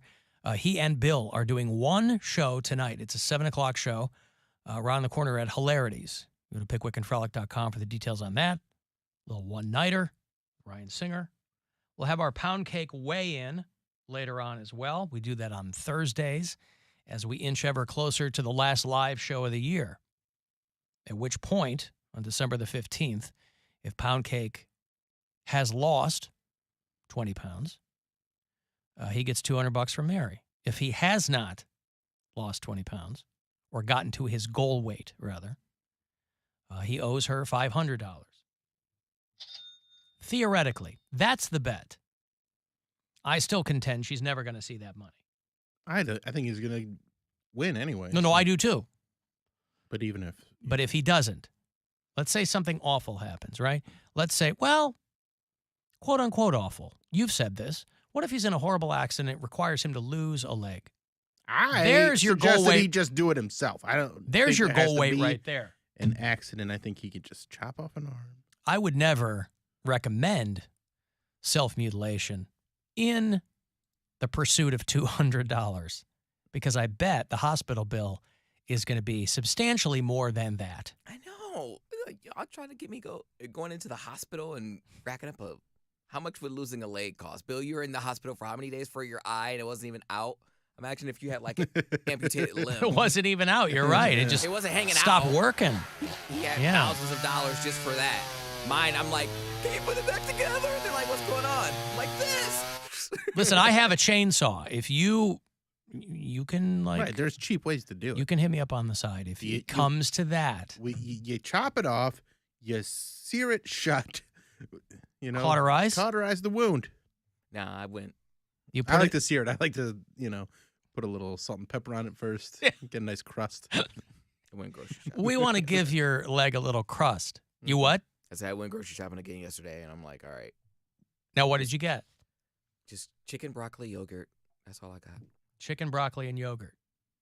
Yogurt for in the morning, or I Right. guess I could have it throughout the day. Yogurt in the morning, and then yogurt I got in the evening, yogurt. I got peanut butter too. Oh, so you didn't get, I misunderstood. You didn't get chicken, broccoli, flavored yogurt. You got chicken, broccoli, yogurt. And peanut butter, yes. And peanut butter. Well, Do it goes you a know lot how of to- protein in that. It goes a long way. Yeah, protein's good. What kind of yogurt?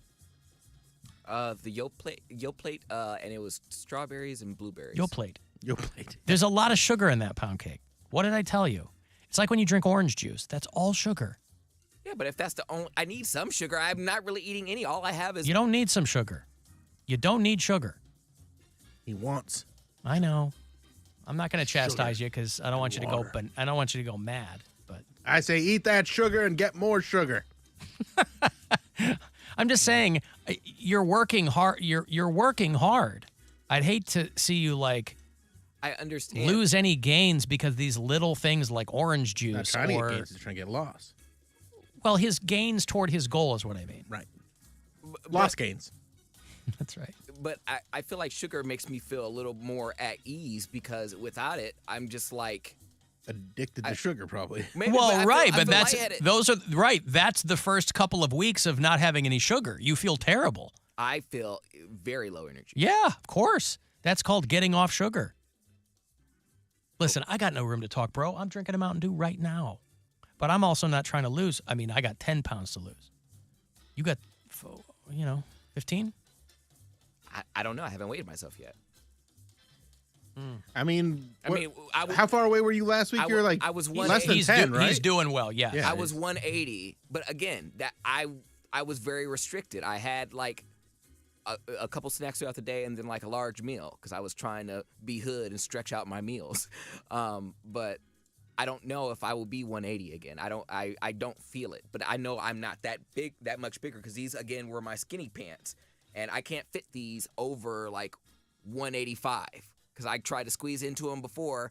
I was like, oh, can I fit them? And it was no. So these are like size 32, and then that I think like between 160. The waist is 32? Yeah, this is 32 waist.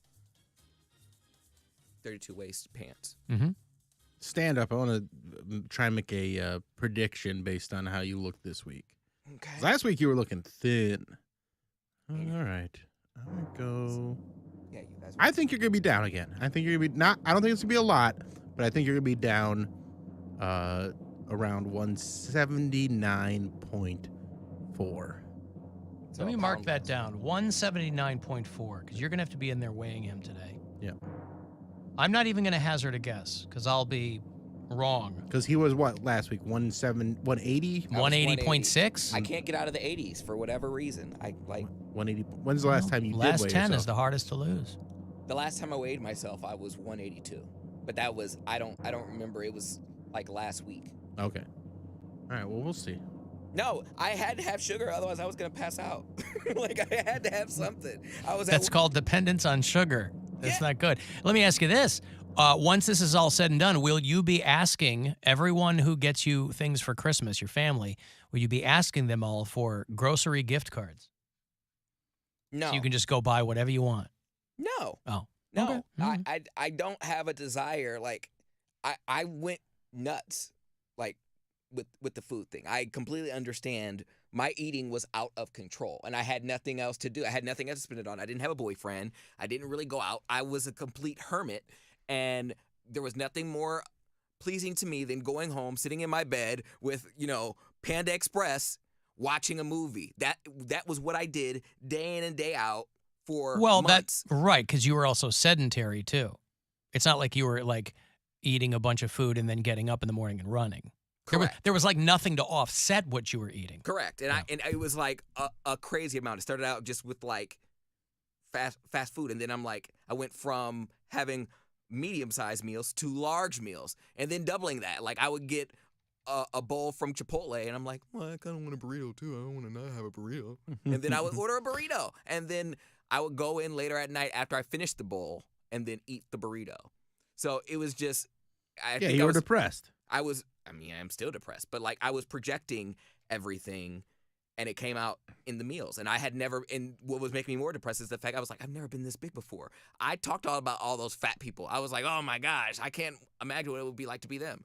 And then now I'm one of them. And I was like, it sucks. So incoming karma. So that's why I felt like if I didn't do the bet, there was no way of getting myself out. Like, there was no way of holding myself accountable because my mom doesn't care. My mom's still going to love me. My brother's fat, so he can't smack this fork out of my hand. So it was mainly up to me. So this is like psychological for me, it's physical for me, and financially hitting too. So I'm just in my head about it, and it's really been bothering me lately. How do you feel better overall though? No. I don't feel better. Everyone keeps saying, you're going to have so much energy. You're just going to feel so good. I was just, you know what? We were in a break last week. It's so funny you say that. We were in a break last week, and Mary and I were talking. And we were just kind of kibitzing over the weight thing. Because my diet was never really a thing. People go, I quit drinking beer and I lost 20 pounds. Yeah, that's not a thing I can cut out, and I don't do that. So that's not going to help me. But and I exercise every morning, right? Between that and the diet and all that, I'm like, I don't feel any It's a better. lie. It's not a lie. Is a lie. It's just, I just don't feel any, I'm not bursting with energy. I'm just like maintaining and trying not to be a fat old dad and that whole thing. But I'm like, I don't feel amazing. I don't, So we were laughing about it because she was kind of echoing that same sentiment. And I'm like, all these things, and I get it. People are like, but I like this, and it tastes good, and makes me feel better. And that's how your brain's wired with all those chemicals, and I completely understand it, because the flip side is, and I'm sure there are people listening right now who are screaming at me saying I'm full of crap, but I guarantee you there are a lot of people who feel that exact same way, where they're like, yeah, I'm doing all the right things. I don't feel better. Right, but you know, could I'm not sick. I mean, you would feel worse. You probably, can feel a lot but- worse, and that's the yeah, thing. you can. You have to understand that you can feel so much worse because But in the meantime, you're just maintaining. You're Right. not like, you know. Right. I mean, I've been going to the gym consistently for a year and a half, and I know when I need to get back in because like sometimes I'll have to miss a day or something like that, and I can tell when I'm sliding in the wrong direction. And it's not like there's this huge burst of energy because I'm also 40. Like I'm not, but I can tell when it's not when I'm sliding towards the You can tell type of person. It's that's still gonna not be fun. Yeah, like where I'm gonna go back, like kind of regress in certain ways. I go, I gotta make sure I don't do that. And there's just so much benefit to movement overall. Yeah, it's all good. Just But I mean, but it's also not this magic thing. And it's like I've had to tell my kids when they have.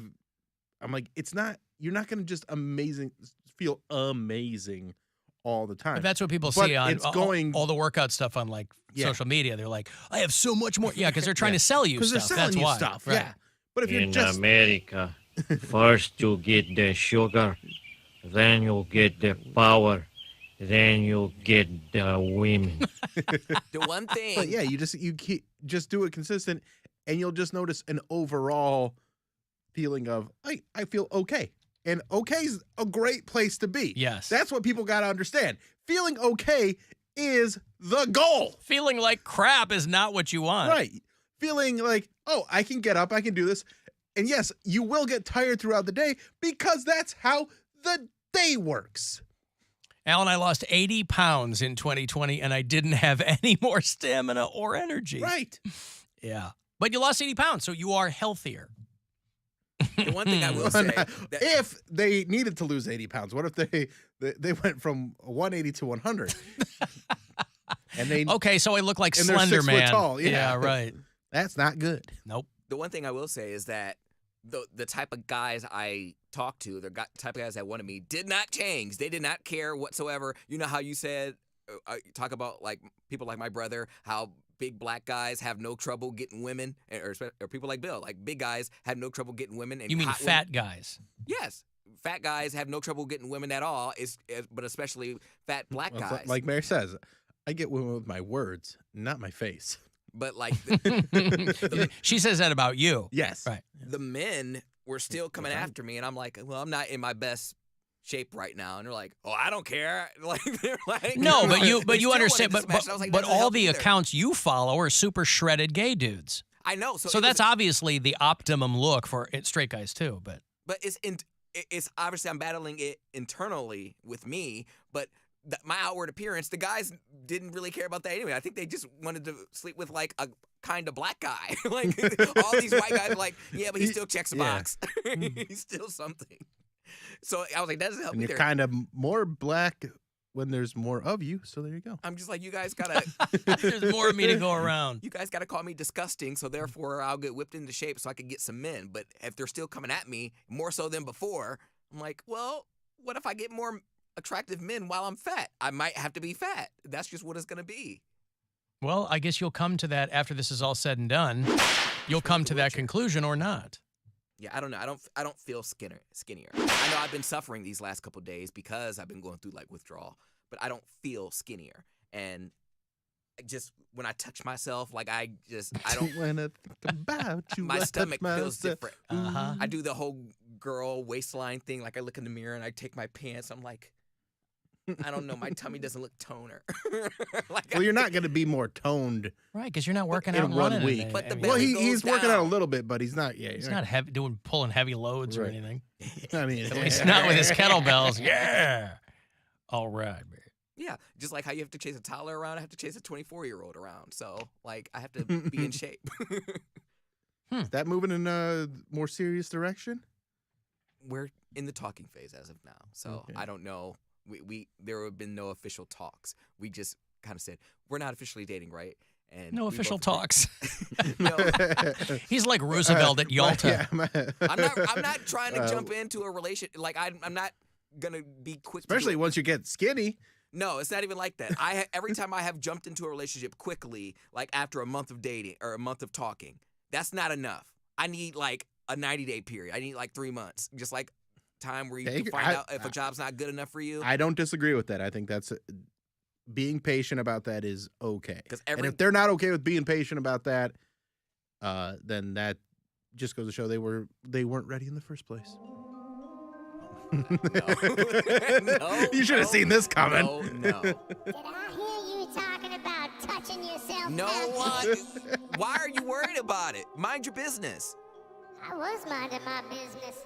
I was down the hall checking out Bloom Daddy. Bloom Daddy. Somebody should. I heard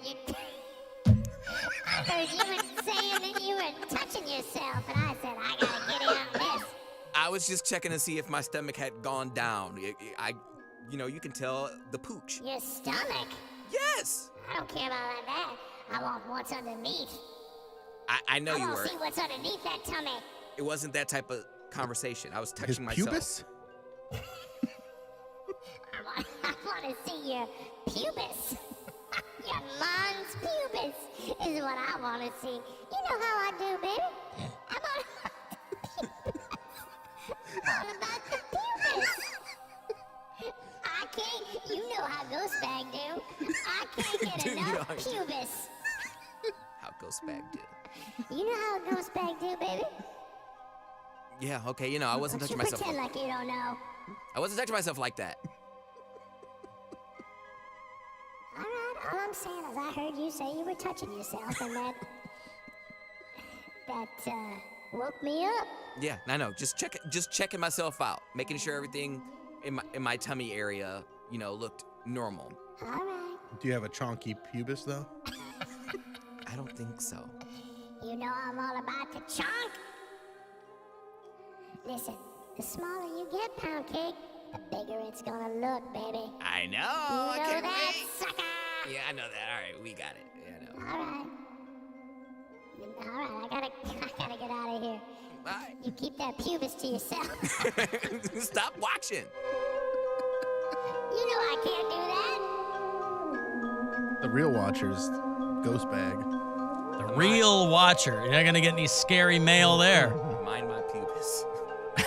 Mind your pubis, son. Don't get that in anybody's way.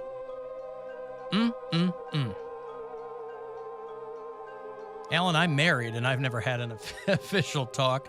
Yeah, well, there you go. Yeah, That's every... I think the wedding's kind of official. Kind of, yeah. That's a pretty official talk. Yeah, we were landed. According to the state and whatever deity you might believe in. Yeah, I think 90 days is a good... Because had I marked in our talking phase of the boyfriends that I've had, the relationship would have been a lot longer. I also like that it goes... Like, he's got a set amount of time when the benefits kick in. It is. I just like put it's a that in my business. frame of mind. Yeah, it is a business. That's when you get everything. That's when all the benefits and all the, the 401k health or 401k health, dental, everything. After 90 days, we'll do a review, and if you meet the requirements, then we'll move into the boyfriend phase. Might even get a raise. And all your benefits will kick in. You might even get a raise. Make sure you get a raise, actually. Rick in Chillicothe texted me, Alan, I'm 72. I still walk 4 miles. I have 0 health problems. I feel great. That's when you will appreciate it. Boy, that's the truth. And that's what I have my yearly checkup with my physician or whatever. And it's usually a quick in and out because I'm like, nothing hurts. Again, I'm not 72, but I'm 51. Mm-hmm. I got friends a lot younger than me. They're like, oh, my knees, my ankles, a whole bit. And I'm like, nothing on me hurts. But it's that kind of laying it out for when you're 72. Like Rick. He's probably looking around at people his age, and they're on all kinds of stuff. I wonder what my face will look like when I'm 40. Like, am I going to be like a wrinkles guy? No, you'll look the same. You think I'll look the same? I think so. The only thing that looks different about me is my hair. If you saw, my face is obviously a little thicker, but my hair is the biggest difference about me. I don't look that different than I did 20 years ago, maybe. You're not going to look different. That's 10 years from now. You might. Oh, damn! You're not. Now. Well, yeah, you're going to be 40 in 10 years. I forgot. How long did you think it was going to be until you were 40? You might have a little more forehead.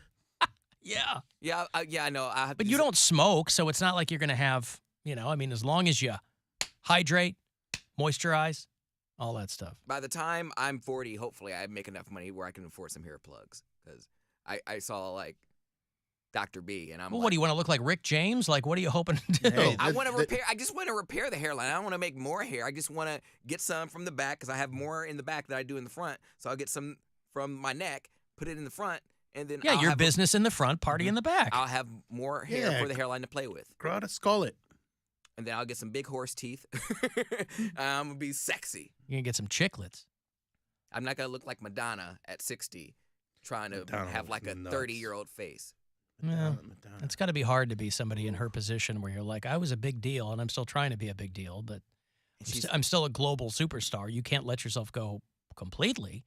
But you can look younger. Well, I don't think you can look young. There's that tipping point. Well, that's what they're all trying to do with their faces. It's is the look uncanny younger. valley of That's right. plastic surgery, where it's like when you go too far, there's no going back. It's almost like a mask though, because I was watching like Megyn Kelly, and she was saying about she got Botox and stuff like that. She's so hot. Yeah, and she was saying she gets Botox. She was like, and if you do it right, if you moisturize, stay out of the sun, you can probably shave off 5 to 7 years. She's like, you cannot, however, shave off 27 years. Right. She was like, that's just You're that just looks holding weird. the wolves at bay. You're not making yourself back like you're in high school or whatever. Al and I was at work taking a leak in the urinal, and Ghost Bag started talking about pubis, and I laughed so hard I peed all over the floor. Son of a bitch. I hope that was a woman. Yeah, right. At the urinal. I like to back right up to it and just cop a squat. I got to take a break. Comedian Ryan Singer is going to join us on the other side of this. He and Bill doing one show tonight, 7 o'clock at Hilarities, right around the corner. I will have another $1,000 for you to win at 4:30. Next chance to go fund yourself. And those Blink 182 tickets after this break. They're playing the Romo Fijo in May. It's the Alan Cox Show. Everywhere on our free iHeartRadio app. Or whatever smart device you have. Just tell it to play the Alan Cox Show on iHeartRadio. iHeartRadio Alter Ego 2023. Presented by Capital One. Alter Ego, are you ready? Win your tickets now before you can buy them. Win Red Hot Chili Peppers. Fallout Boy. Jack White. Muse. Phoenix. Churches. Beach Weather. And Rosalind. Saturday, January 14th. Kia Forum, LA. Alter Ego 2023. Presented by Capital One. Listen for keywords to win your VIP trip right here, or you can buy tickets. Starting October 25th at 1 p.m. Eastern, 10 a.m. Pacific. Capital One cardholders get first dibs on tickets.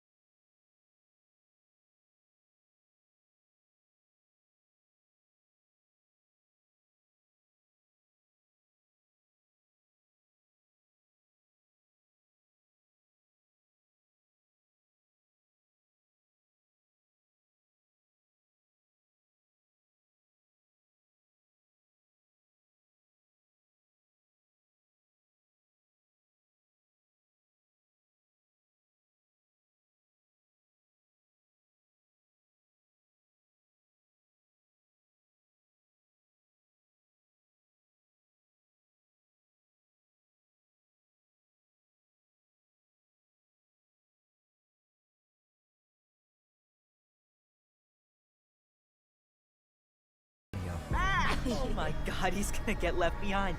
He's gonna spend the night out here. Starring Carter Rockwood. Are you kidding me? You know what night it is? And Clancy Brown. There are things in the night that would love to get their bony hands on a boy like you. Listen to 13 Days of Halloween on the iHeartRadio app or wherever you get your podcasts. Now it's time to give stuff away. Now it's time to give stuff away. All right, you want to go see Blink 182, the Mark, Tom, and Travis show for the first time in almost 10 years. These guys have buried their respective hatchets, and they're not going to leave any money on the table this time around. Blink 182 is going on a huge tour, and of course it brings them to Cleveland. They're going to play the Romo Fijo on Tuesday night, May the 16th. Blink 182, special guest Turnstile. You can go to livenation.com for all the details. These tickets for you, be caller 10, and you and a friend will go. Good luck.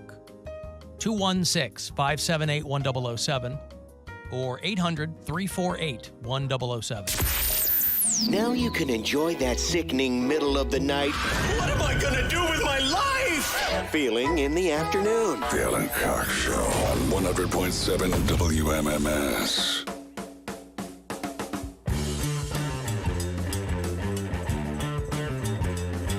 Another keyword in about 6 minutes for you to go fund yourself $1,000. So listen to that keyword here in a couple. Hey, Ryan Singer is here. You were with us a long time ago, I think. It's been a long time ago, I feel like. You were sitting in at the old studio. The old suburbs, Old the burbs. burbs. Right. You're an Ohio guy. Oh, yeah, I grew up in Dayton, Ohio. Really? Yeah. Dayton, Ohio. 937. 937, Yeah, baby. very exciting. Home of the Flyers and the Wright brothers and Paul Lawrence Dunbar Yeah. and the Ice Cube tray. Is that where the ice cube tray was the invented? guy who invented the Ice Cube tray, and also Charles Kettering, who I believe invented the air conditioning. Little Yeah. did we know that he Okay. would destroy the earth. Well, we have a guy. It's worth it. Yeah. The air conditioning is so great. To be comfortable. I love it. I love it. We have this old guy that calls us all the time, Dick from Dayton. He calls every radio station. And so I've been here a dozen years, and he calls all the time, and he plays the banjo in a group called the Kettering Banjo Society. It's very literal. And so Kettering will always make me think of that. I grew up literally specifically in Kettering. Well, he's old, so maybe the Kettering Banjo Society predates you. Is this my grandfather? I don't. No, he's never had any kids. No kids at all. He's got he's retired from Lowe's. He worked at Lowe's for 25 years as a shopping cart wrangler and other odd jobs. And then he plays the banjo, and he also plays what was the one that he played for Mary? The dulcimer, right? Or the lute or something. A It's the variety one- of it's- stringed instruments from old-timey land. like the Italian mandolin? one. Mandolin, yeah. The mandolin. Mary was at Wiley's, and he breaks out his mandolin, and he talks about playing in these bands all the time, and he starts playing this thing, and he is trash. He's garbage at it. I just imagine like Mary's performing, and then you just hear a mandolin from the audience. You're like, "What's happening?" It's like, "Oh, it's Dick from Kettering." Or, Yeah, Dick right. From Dayton. Dick from Dayton, yeah. And so he's not good at it. Here, listen to this real quick. Let's see that beautiful thing. Wow.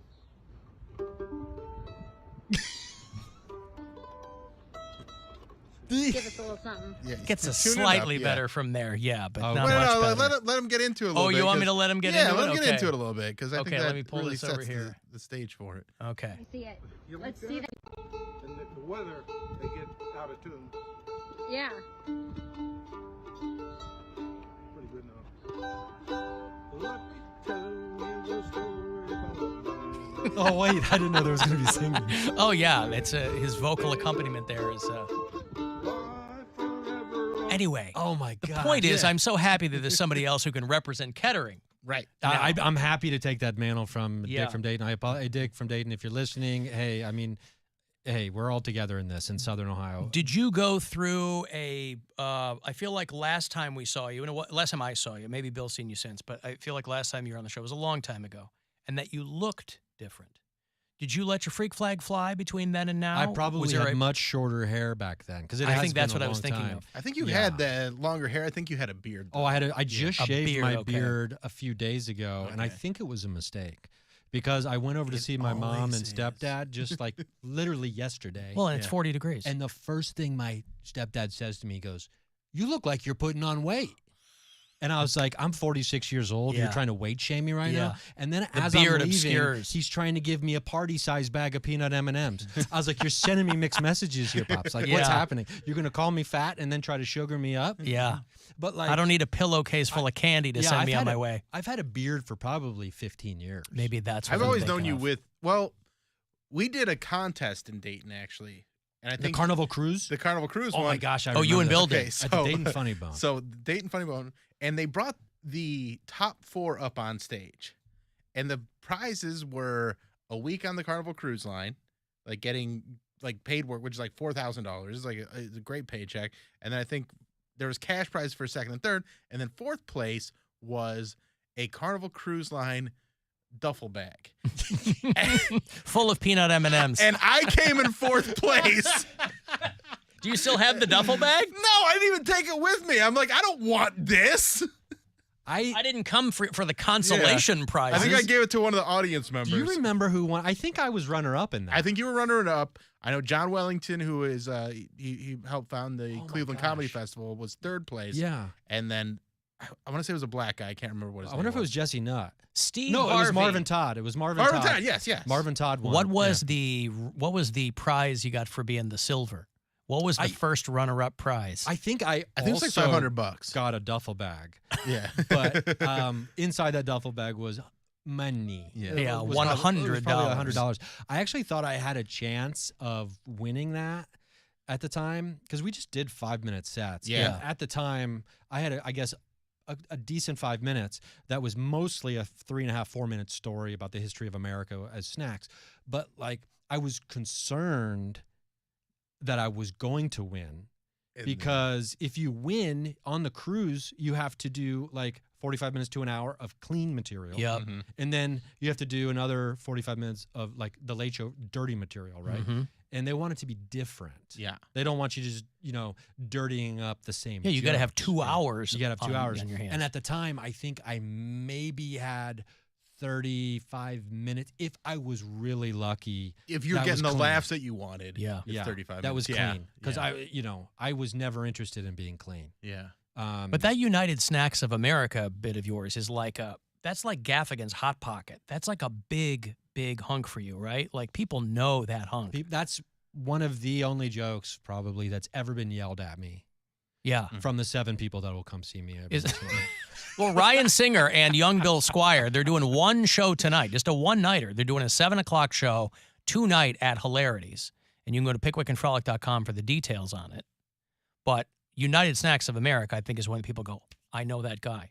That's the great by bit. far the most, like, it's got the most listens and all that. And I just commissioned, even though people for a decade have been asking me to do this, I finally just said, okay, fine, I'll pay for it. I'm getting it that bit. I hope by middle of January I'll have the animated version of that. Really? Oh, nice. That's awesome. So I'm really excited about having that out. Yeah. With some great friends of mine who Jim Two's very funny. Yeah, comedian. Yeah, we love Jim. We were Who's just here. in Asheville together a couple weeks ago doing So, some comedy. Jim is going to be doing the animation with my buddy Reed Failer. And Is, Reed, I um, saw you know Reed while I was down there too. Okay, Yeah. Is when people start, because when people get ahead of your joke, which is what happens when they start yelling it out, if it's a signature thing or it has become that, right? Are you like, I can't do this anymore? They're ahead of me. I'm performing it for them or at them rather than for them. Yeah, well, I would never dare to even try to put myself in like the same like that's the legend of Steve Martin retiring from stand-up because they didn't want new material, right? Yeah. I don't think that ever has really happened. And to be honest, it's been a while since I told. The last time I tried to tell that joke was in Durham, North Carolina. It was probably about 3 or 4 years ago because somebody requested it from the audience, and I was like, okay, let's see if I can remember this. Mm-hmm. And I sat down, and I'm forgetting parts of the Right. bit. And It's like when the Stones haven't played a song in 40 yeah, years. That audience member walks up on stage and fills in the parts of the Okay, bit that's that I kind of don't hilarious. remember. That's It was awesome. really That's fun. Yeah. It was a really fun moment, and then I would try to update it And on then the they threw a spot can with of like beer what's at happening you, now. and- Yeah, and then I chugged that beer, and then I threw up because I'm allergic to beer. What a fun allergy that Yeah. is. And then everybody in the audience started throwing up, and Yeah. then Stand By Me played. Oh, it's great. I've got to give away this money here. Give me a second. It's a chance to go fund yourself. It's another $1,000 right now. You got a shot just about every hour. So listen closely and good luck. The Buzzard wants you to go fund yourself and score $1,000. Enter the nationwide keyword dollar at WMMS.com. That's dollar. Enter it now at WMMS.com. And good luck from Buzzard Radio. Ryan Singer is here. He and Bill Squire are doing a show tonight, right around the corner at Hilarities, 7 o'clock show. You can go to pickwickandfrolic.com. One of the most interesting things about Ryan, he does a podcast called Me and Paranormal You. You are all in on that otherworldly type stuff. We have the similar conversations on this show all the time because Bill and I are firmly in the no way camp. Mary's very much in the absolutely camp, right? We try to be curious without being judgmental. It can be very hard for us to do. You try to be curious. I do. It can be very Although, if it's hard coming to from do. a white male, I feel like, okay, I'll believe it a little bit more. It can be, but all of your stuff is kind of infused in that curiosity too, right? For sure. Was there a seminal moment for you where you were like, well, I got to start as a younger man, or a kid or whatever, or was it just like, this is interesting stuff? I was always interested in the mystical, the supernatural, the paranormal because I was raised Catholic. So was I. And I had a grandmother who was like super Catholic, like would talk about, she went on like pilgrimages to like Medjugorje. Lourdes and bring back the So water. miracles were a part of life. I remember being a kid and she told me, she's like, one thing's for certain in your life. You will be visited by the Virgin Mary. I don't know if you're going to get married or if you're going to go to college, but I will tell you this. You will pay taxes and you will be visited by the Virgin Mary. Death, taxes, and you get a visit from the Virgin Mary. And then she All said, I need is more virgins, Grandma. But it was funny because she's like, but you'll know if it's the Virgin Mary or if it's Satan himself trying to pretend to be the Virgin Mary, because the Virgin Mary will be barefoot. And whenever Satan impersonates the Virgin Mary, he always has to have shoes on. And I was like, if he shows up wearing Crocs, I'm going to be like, I knew it. Yeah. But yeah, so it's hard to get shoes over those hooves. Yeah, it really is. And I'll tell you, I've always been, I was always like open to beliefs. Right. Yeah. And then as I grew older, I had some pretty profound paranormal experiences personally. Right. That just made me go from, I believe all this stuff is possible, to some of it is like, oh, well, this is real. What else is real? And then it becomes a quest for answers and also validation so you don't feel crazy, right? It's such a wild spectrum, though, because my line has always been, I don't know anything. I just know that there isn't enough evidence to support that belief. That's always been my line. I don't know anything. Are there aliens? I don't know. Do ghosts exist? I do not know. All I know is no evidence to support. Right. But there's such a spectrum because you think about all these people running around out there who are so willing to believe bananas things about the world around them. But if you were to ask them about ghosts or something, you'd be like, oh, absolutely not. There's no way that's, things that are right in front of them, they refuse to believe. But they're like, oh, what are it's a weird. Yeah, it is weird. What are those experiences? Are you open to sharing those, or are they more private? No, I'm definitely open to sharing. And you had a girlfriend who said she was a shapeshifter. I had a girlfriend who could shapeshift, and but to the point you were just mentioning. Listen, so did I, but that was like a whole. Well, yeah, different... we're not. She shifted into someone who hated me. Yeah, the old line is just like, every once a month. Yeah. But I do believe in Bigfoot, but I also believe in climate change. Yep. And those aren't some people are because that's what's going to drive Bigfoot out of hiding. That's right. That's why it's such an important deforestation. issue. I understand. Bigfoot is losing its habitat. That I can get on board with. But I was probably, this was probably over 15 years ago now. I was living in Los Angeles, and I met this gal at an open mic night that I was running. And at the time, I thought I had I used to tell people, I'm like, I think I got a lizard in my brain. I admittedly am kind of a weird guy. Yeah, sure. Yes. Yeah. So. And she's like, you're weird. And I was like, oh, yeah, people have told me that. And she goes, well, if you think you have a lizard in your brain, whether you're being serious or not, I can tell you about something that happens to me. And she told me, she's like, sometimes I change and I don't have control over it. And I'm like, oh, this sounds awesome. right? And she's like, well, people say that until they see it, and then they don't think it's awesome anymore, and it's kind of ruined my life. Right. Like my family. This thinks was I'm the before, devil and then all this that was kind a of girl. She became your girlfriend? stuff. And so we started dating. Okay. Yeah. You were and- like, I like the cut of your jib. Right. For now. Yeah. Right. And then we were together one night, and we had just been intimate together. Yes. In flagrante And- delicto. Yes. And I did not remember that detail until I saw her 10 years later, and then she reminded me. And then I look over, and she is a different person. She's a different woman in bed. And to the point where I'm like... There were no controlled substances being consumed. No controlled substance. And also, for the record, when it comes to paranormal experiences, I don't care if someone's on mushrooms or if they're drunk or if they're, been smoking marijuana. I don't think that dilutes like experience, but that's a whole nother conversation. But so I look over and I see her as a different woman, and it's so drastic and it's such a stark difference that it's not even close to like, oh, you kind of look different from this angle. In the dark or whatever, yeah. It was, I've lost my mind. I've gone crazy. What's happened to me? Nothing, I need to probably go to the hospital, right? And I start freaking out. And to the point where she's like trying to rock, I'm like rocking on the end of the bed, like back and forth. And the only thing that could get me grounded was I was like, where am I right now? It was like one of those moments where I didn't know where I was because it was such a shocking moment. And she goes, you're in my apartment. I was like, where's your apartment? She's like, it's in Los Angeles. I was like, where is Los Angeles? So we just kept zooming We're out. at the Super 8 in Glendale. Right. So we just kept going over and over and over again. And then I left. As soon as I got got it back together, I took off. And which was like almost immediately after we had. Yeah, sure. Yeah. In delicto, chocolato. In flagrante delicto. Yeah. There you go. And so she was upset about that. I was upset about what had happened and how I reacted. I make it up to her, I beg for forgiveness. We continue to see each other. We're supposed to have a date. And then one night I get a voice or message that just says, can't do it. It's happened again. And I was like, not this time, baby. I am showing up. This time. Right. Because I told her, I was like, oh, I think this is awesome. I think this is really cool. It's like a superpower. And she's like, well, that's what people say. And I'm like, I'm different. And then it happened. And I'm like, where am I? I'm not a person.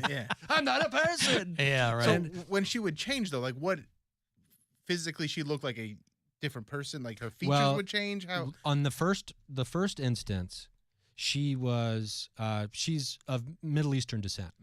And in the first instance, I rolled over and I saw a blonde-haired white woman. Really? That's why it was so stark and so different, right? And so the next time it happened, I have no idea the details of this event. I show up over at her apartment, even though she said, don't bother coming over. And she lets me in, and she's got this like huge baggy sweatshirt on. She's probably like 5'2" or something, right? And I go, tell me what's going on. And she goes, I was at work. And she was a rocket scientist. She worked for a satellite or like a space engineering company. And she goes, this woman at work is like getting ready to have a baby. And she's like super pregnant. And she walked by my desk. I remember thinking like, oh man, I wish I could experience that joy. And then she moved on. And I guess I was jealous or envious. And then about 10 minutes, 15 minutes later, I noticed my clothing is tight. And then a few minutes after that, I'm like, oh, it's real tight. And I look down, and she is becoming pregnant at work. And so she's like, as soon as I realized what was happening, I got out of there as fast as I could. And so she was hitting you now up for I'm the here. abortion money. Exactly. And I was like, I mean, I used to think that like, oh, I probably have good sperm, but I was like, this is really, this is a little too, I mean, because we'd only been A dating 2-hour for like gestation, about a month or honey. so. I mean, yeah. You know what it And- sounds like to me? What a bundle of joy. Sounds like you met the Virgin Mary. You know what? Oh, he I did. never put that together. Well, that's what us skeptics are good for. We're listening to the details. That is so we're really not caught funny. up in all the other stuff. Well, I wanted to see the proof's in the pudding, right? Yeah. As they say. And so she lifts up her sweatshirt, and it looked like she had swallowed a beach ball. And she looked 9 months pregnant. It was that's crazy. wild. Yeah. It was Yeah. like to the point, but this time I was, oh my God, this is amazing. We have Yeah. to figure out, I'll try to do research and, but this was over 15 years ago. So the internet isn't, back then it wasn't what it is now. I couldn't Google like shape-shifting girlfriend. You had to go to the then, library so and- there'd yeah. be like no results back then. But you Google that now, and there's probably who knows what A you'll bunch of end up. podcasts about it. Exactly. Like specifically. So it's one of those things girlfriends. where we knew she wasn't really truly pregnant, right? So we had like a bottle of wine to celebrate. Sure. And then we woke up the next morning and completely back to normal. Everything was as it was before. Everything, yeah, exactly. To be clear, Maybe she was also allergic to beer or wine, and it just gave her a real bad. she was fermenting a small child. Yeah, she was bloated. To be clear tonight, Ryan Singer is a funny guy. He's not going to be doing a TED Talk on the paranormal. No. At Hilarities. This is just something that infuses his life and his experiences. Yeah, and these topics and things like this, the paranormal, they do find their way into my act. Yeah, sure. But in a stand-up comedy show. Yeah. In a show that is very stand-up comedy driven. Yeah. It's just these topics. I'm not going to be up there telling you the difference between men and women. I'll be up there telling you the difference between space and time. Time's always like, give me a second. And space is like, I need some room. Ryan Singer is doing one show tonight, 7 o'clock at Hilarities with young Bill Squire. You go to pickwickandfrolic.com for the details. He's Rysing on social media, Rysing. And don't wait so long next time to show up here. For sure. Yeah, good Thanks to see you, for having pal. me. I appreciate Absolutely. it. Great seeing you. Let me take a break here, and we'll be back. Anything you want to text, 35192. The Alan Cox Show on 100.7. WMMS. Rover's Morning Glory. My lower back hurt, and I could not get comfortable. Like the pain would not go away no matter what position I was in. You think you could have just pulled a muscle in your back or something? I don't have any muscles. I am the one human on the face of the planet with no muscle mass. Jeffrey, did you know that? No, I didn't know that. I'm in all of the medical journals. They had Elephant Man. Right. I'm known as Jiggly Boy. Wow. Rover's Morning Glory. Weekdays on 100.7 WMMS and 24/7 on our free iHeartRadio app. Proud tire and car care partner of the Cleveland Guardians. Slow internet is nonsense. Your business needs Spectrum Business. Thousands of independent tests confirm Spectrum delivers the fastest internet speeds in the nation. That's right, Spectrum delivers the fastest internet speeds in the nation. Switch to Spectrum Business today. You'll get proven fast internet and save money. That's no nonsense. That's Spectrum Business. Learn more at spectrum.com/business. Internet speeds based on analysis by Ookla of Speed Test, intelligence data, U.S. media fixed download speeds for Q3 2022. Ladies and gentlemen, the prize fight of the century is going on now at Ken Ganley Kia in Medina and Mentor. We're fighting to become the #1 Kia dealer in America. So come on down and get a knockout deal on every new 2022 and 2023 new Kia model, including Kia Soul, Forte, K5, Sorento, Telluride, Carnival, and the all-new 2023 Sportage. And best of all, you just need a pen to sign and drive with zero do-it signing. If you need credit, our goal is 100% approval. Who wins? You win during the price fight of the century at 2 convenient Ken Ganley Kia locations in Mentor at 9090 Mentor Avenue and in Medina at I-71 and Route 18. Tell them McKinsey sent ya, because I want to see ya in a Ken Ganley Kia. KenGanleyKia.com. Plus tax, tag, title, and doc fee on approved credit through KMF. The new era of Thursday Night Football is here, and it's only on Prime Video. Tonight, 2 electrifying stars look to scorch defenses in the desert when Alvin Kamara and the New Orleans Saints head west to take on Kyler Murray and the Arizona Cardinals. Pre-game coverage begins at 7 p.m. Eastern with TNF Tonight, delivered by Little Caesars. Not an Amazon Prime member? Sign up for a 30-day free trial to stream the game. It's the Saints and the Cardinals, only on Prime Video. See Amazon.com/watchtnf for details. Listen up, Cleveland. Your KOB, Kia of Bedford, is taking 0 to the new hero on brand new Kias. Just your signature gets you behind the wheel and driving today. 0 down delivers brand new Kias on the ground. That's right, in stock and ready for immediate delivery. 2023 Kia Telluride, Seltos, Sportage, K5, Sorrentos. 0 is the new hero. 0 down delivers brand new Kias. Plus, KOB wants your trade. Get up to $5,000.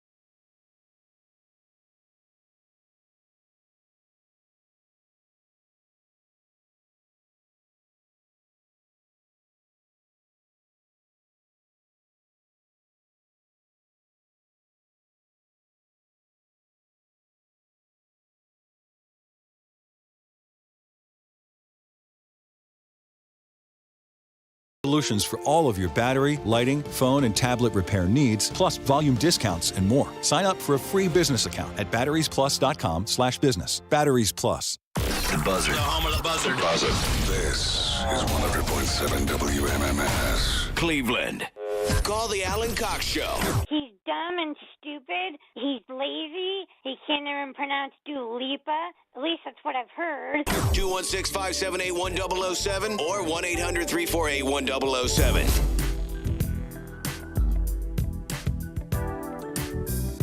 35192 if you want to send a text.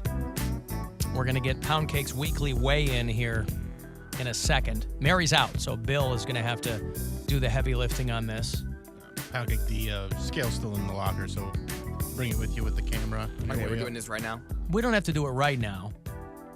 You probably need a second to get prepped. I mean, if he wants to head to there, I'll put the camera on once he gets there. So if you want to head over there, Poundcake, we can kind of All right, I'm taking the camera and take everything. the camera we'll lay and it grab out. the scale, yeah. And then I'll call you once he's up there. Okay. So we can. So he's grabbing the scale and walking to the kitchen. Yeah. Gotcha. Well, I marked you down. You guessed 179.4 for him. He was 180.6 last week. Alan, did you hear? What's he trying to get down to? 171 is his goal weight. I think he started at 191. So he's got less than 10 pounds to go. Yeah, so he's doing well. I mean, big picture, the trick, and I assumed this from the jump, the trick is going to be maintaining it. Right. Because if he peaks too early, that's going to be even harder than losing it. Keeping it lost. Okay, I see him walking to the kitchen if you want to go out there. But then he lost the signal, so I'm going to wait till that comes back. On the camera. Some dead spots in here, apparently. There it goes. All right, so I'm going to call you, and then I'll put him on the screen. Okay. All right. What's our number? Do I need to do anything over here? 216-578-1. No, I'll put it on the actual, but it's going to be just the ceiling for right now because he doesn't have it. Is this you calling right now? Okay.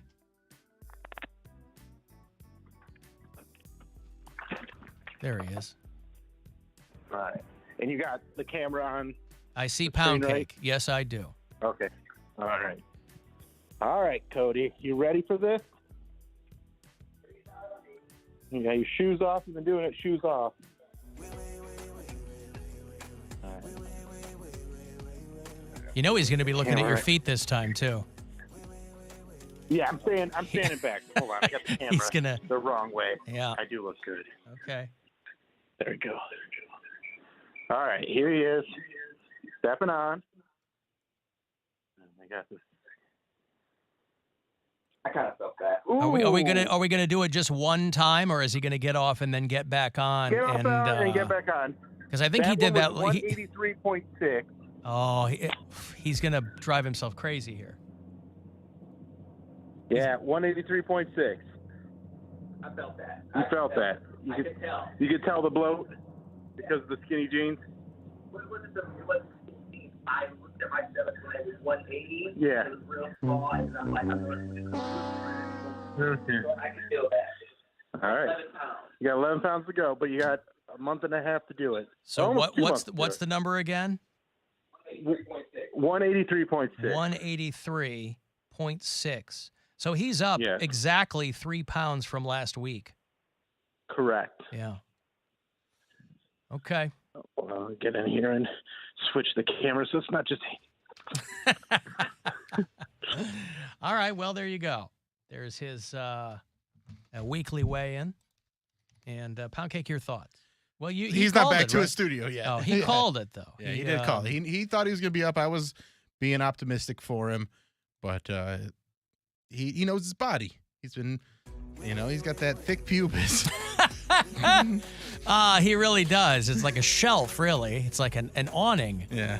Oh, to be done in by a thick pubis is nothing that anybody wants. Oh, no. Son of a bitch. Yeah, I'm with you. He's also like the slowest walker. Well, you know, I There mean, he is. He's if finally back to the studio. Yeah, he's probably crestfallen. He was probably doing a little He walk knew of what he was going. doing a little Yeah. walk of shame there. You called it, Cody. He's still getting everything set back up. I could feel it. There it is. I looked at my stomach and I could tell that it wasn't as flat as it was before. So I knew it wasn't up by a lot because I tried to put these jeans on at like 185 or 186, and it was like you could put us on, but you can't button us. So get a string. Right. So I knew I could feel it. 180 was a stretch. I felt awful when I was surprised last week when I was 180, and that was like me. Because you're still down from that when you were stuck at what, 186? Yes. Yeah, it was 186, and then I lost 1 pound. It was 185. 5, yeah, and then So, You're trending downward. That's good. 180 was like, I mean, you could, I you know stripped what? myself of all, You take all it. ailments. I mean, you take a dump after the show. You could weigh yourself tonight and be back to 180. Yes, and I don't know if it's from me drinking a lot of water. Like I didn't secret poop or anything today. I had chicken breast and broccoli for lunch, and then I had like a rice cake and peanut butter this morning. Okay. So it's disappointing, but I knew it. I could feel it. So I'm not surprised. But again, you're still on the right track, and you know, if you're retaining a little bit of water, that's not the end of the world. You'll be all right. You'll get there. I will, but yeah. So Okay. Well, we believe in you. You'll have another week until your next weigh-in. I gotta do some steps. You have 7 days. That is 1 week. Do some what? We want to get some steps in. Get some steps in. You have an iPhone, right? Yes. You know that new update they did a while ago, it shows you your steps. Yeah, I know. You got those fitness loops. I look at that, and I Yep. have like the app, but I don't know. It'll tell you if you haven't closed your ring or not. I've had that going for a while. 10,000 steps. My phone be tripping sometimes. 'Cause I swear, I'm like, there's Hear that, no. Alan? His phone be tripping sometimes. It be tripping. Because I'll walk for the whole time. It's like, nope, we ain't giving you that. I'm like, what? You gonna calculate it later? Like, you about to give me my steps right now. Wow. It'd be tripping. Like, I will really be exercising, and it don't count all those steps. But when I walk from my bed to the refrigerator to get something, it'd be like, Well, if you're- you completed 7 steps. But if you're doing kettlebell stuff, that's not going to register as a step. I wasn't doing kettlebell. I was walking. I was Oh, on. okay. I I don't was know. walking. I had it. I made sure to say big wide steps so my phone could register. I'm like, if I shake it, can I manipulate it? Do you have a Juggalo phone? Because they Juggalos be tripping, yo. Because they be tripping too. I got Juggalos and your iPhone be tripping. I got iPhone 11. Juggalos be tripping, yo. Well, something to think about. I'm gonna call somebody if I don't make my way. I'm like, it's my iPhone. That'll be a Suing lawsuit. Apple. Man sues Apple for not catching weight because Who's your provider? AT&T. Hey, AT&T, my phone be tripping. It wasn't. Is that calculating my anywhere in the steps. owner's manual? Anyone in customer support that can help me out? What seems to be the problem, sir? Is it a hardware issue? I don't know. It'd be tripping. My phone. People don't think it be like it be, but it do. That's right. People don't think it be like it be, but it do. Okay, well, hopefully you can get that figured out and, figure it out. So your phone will stop tripping. People don't think it be like it be, but it do. Alan, did you see that Circle K is going to start selling pot? I did. It's a good place to sell it. Well, no, here's what I like, though. They're going to do this in Florida. What I like is that the way that they're putting it is Circle K in Florida will start selling weed legitimately. They were like, oh, They you've know. been Yeah. they know. They know Florida. They know. You've been able to walk in and get it for a long time. And they're like, why are we missing out on this revenue stream? The national leader in munchies is your Circle K, of course. And in Florida, they're going to start selling weed. They've signed an exclusive deal with Green Thumb Industries out of Chicago. They're one of the largest pot producers in the U.S., and they're going to sell pot from 10 locations in Florida starting next year. That's not a lot. I mean, Florida's a big state, a lot of Circle Ks. And this pilot program is basically going to be in fewer than a dozen. So they're going to lease, basically what this is going to be is like Circle K's are going to have a little kiosk, like a little, how like you go into a Pilot Flying J and they got a Subway right there? Yeah. It's going to be like that, but for weed. So you'll be able to get. Works for me. Yeah, right. So, we'll be going back to Florida in the spring for spring break, and I got to dip into a Circle K. Martin Luther King weekend. I think I might be going down to Florida with the family. Yeah. Get some weed and try and get my mom to smoke it. Yeah. Mom, you already went to a ball game with me. That's right. Already went to a ball game with me. Let's move the goalposts a little further. It's a first for Circle K and this company in the United States because it's, places where it's legal. It's standalone dispensaries, not gas stations. But this company already has a pretty big footprint in Florida. So they're like, well, we'll make natural allies. And they haven't said which Circle K locations. But I do like the way that it's being presented in the headlines, which is they're going to legitimately start selling pot now. You won't just have to go through a fast food drive-thru and know a kid who knows a kid to get it at the bottom of your bag. Yeah. That'll be very, can I have the... Trevor said you guys had special kinds of plants. Ryan Singer was just in here, and he was telling us about, he and Bill are doing a show tonight at Hilarities. And he also does a paranormal podcast. He's a big believer in that stuff. And he presents it well. Because when he was telling the story about the shape-shifting girlfriend, I was like, what's going on here? This sounds nuts. Right. But I was also reading about a family in Cincinnati. Have you read this? The kid who says he's a reincarnated black woman? I did not read that. Okay. So there's a kid in Cincinnati. What I think is going to happen is that it's going to come out that the family has been coaching this kid, but whatever. His family in Cincinnati has a 2-year-old boy named Luke. Erica Ruhlman and her husband, their son Luke, says that he's always obsessed with safety at their home. And so they asked him, why did you, he found a ladybug and blah, blah, blah, little kid stuff. And she asked him, he found a ladybug and he named it Pam. She said, why'd you name it Pam? And he said, I just think it's a nice name. And the mom goes, I thought it was weird because we don't know any Pams. That doesn't necessarily mean anything, whatever. But their son kept saying things like, when I was a girl, I had black hair. Or he'd say things like, I had earrings like that when I was a girl. And they were asking him what was going on. They were like, who's Pam? And he says, I was. Now, what this tells me, this is probably a religious family. And so, their home is full of all kinds of nonsense.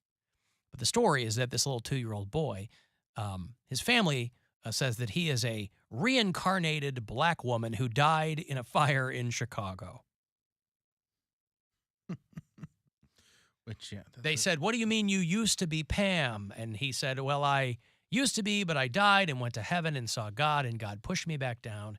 And I woke up, I was a baby, and you named me Luke. Now, supposedly a 2-year-old says this, right? It's like when you'll see memes or posts on social media. My son is so wise, he just said, and then it's this whole literate, articulate kind of thing. You're like, no child has said, you've made that completely up. And I think this is what this is too. The mom and dad, the parents say that they're not religious and have never discussed God in front of the kid. Okay, fine, whatever. There's one, it's like, I'm trying to find it. It's like a kid says,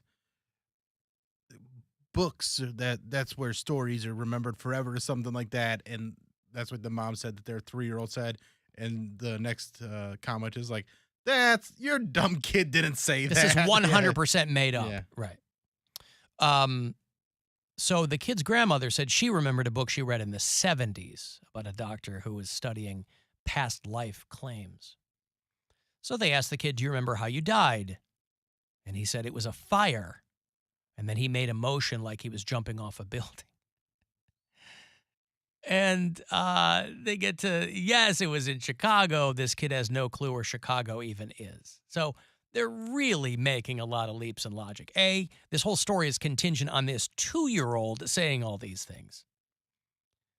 Whether or not you believe in reincarnation. So the mom goes online and comes across the Paxton Hotel,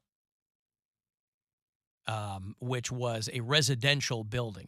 I think it might have been a hotel a long time ago, but it's a residential building. And there was a fire in the early 90s. It was like a residence hotel, like some people would, and a woman named Pam died in this fire. It was a terrible fire in the early 90s. I remember this. I was still in college when this happened. It was a big story on the news. And so the mom is she's yarn walling this whole thing. And she asks the boy what color Pam's skin was. And she concludes that because there was a woman who died in this hotel fire named Pam, the mom's weirded out because she thinks that. See, they're doing this. Are they being racist towards their kid now? Like, I don't like this kid anymore because he's a little black lady. But also, they're working with some Lifetime documentary show or something. Yeah. So, here's the meme that I like. It's Rebecca says, "Everyone dies one day. Everyone, even wolves, but not books, not words. Words don't die. My son, 3, who is a lot smarter than I am." And then the reply is, "Oh, F off, Rebecca. He did not say that." Yeah, of course. Love it. Yeah, he did not say that. So anyway, she's like, "Oh, my son really likes Stevie Wonder," and blah, blah, blah. They reached out to Pam's family and, So the story's making the rounds, but I don't know of anyone who would read this and go, "Oh, my God." I mean, unless you're predisposed to this stuff, if you believe in reincarnation. And just because you believe one weird thing doesn't mean you believe all of them. I'm sure there are people who believe in ghosts, not reincarnation. They're like, I don't believe, But this, the story is that this family says that their son is a reincarnated, dead black woman from Chicago. And also, if there was many many people dying in Chicago, wouldn't these people be showing up all over the place? Yeah, that's right. You know how many Pams are killed in Chicago in an average week? The mom is quick to point out that they didn't receive any money for the show. I'm like, well, that's just bad business. Why wouldn't you get money for a show that you're going to do? Or they're just not telling the truth about it. No, which seems like they might be okay with not telling the truth. But this is like that story a few years ago, and there were books, and they made a movie out of it, and all the rubes went to go see it about the little kid who died and then came back from heaven, and the dad and the mom were like, "Oh, he told what heaven looks like." And then, of course, it comes out that they dictated the whole thing to the kid. It was all made up. Yeah. By that time, they had made millions of dollars on these books that these dummies are buying. Now, how do you come back from that? You can't be sued for defamation or you can't be sued for fraud or anything like that because it was your interpretation of what happened. But at a certain point, your fan base is going to turn on you if you lie. So you have to commit to it for the rest of your life. So why do they come out and say it? Say what? Say all this stuff? I'm talking about the family that wrote that book talking about heaven is real, and they said the little boy went to heaven. Is that what you're referencing? Yeah, there were a couple different ones. I can't remember which one was. There was a movie that just came out. I remember it was. Yeah, I saw a ton of previews for it. It was called. Heaven is for real. It's called The Boy Who Came Back from Heaven. There's a couple different ones. The movie that they made was with Greg Kinnear and all this stuff, right? And they got a publisher, and this 6-year-old boy who died and visited heaven and came back, and he dictated the story about angels. It was all made up. That's what I'm saying. The publishing house had to pull all the books. They had to stop the print. Do you not get sued by your publisher or something like that then at that point? Well, that's a whole other thing. I don't know about out of millions of dollars and you lied, and then now you can't go anywhere. Everyone's going to remember you as a family that scammed a bunch of people. or does it count as a scam? 'Cause Well, you're I like- think they're gonna hold your parents to that. The kid's name. This should have been a dead giveaway. The family name was Malarkey. Alex Alex Malarkey was paralyzed when he was in a car wreck at 6 years old, and then he was in a coma for 2 months. He's a teenager now. But this book was really, really popular with the whole, church-going folk. Parents are now divorced. He and his siblings live with the mom. I don't think the mom was really into it. I think the dad was into it. She said the profits from the book haven't been going to the son. Heaven is for Real was the other book about another boy who said he'd gone to heaven. So there's a sucker born every minute. And the publishing, it's not like the publishing company needs to believe in the story. They just go, well, this makes a good story. And we're looking for good stories. That's what we're doing. And, but obviously, religion and grift go hand in hand. So, but it's along those lines.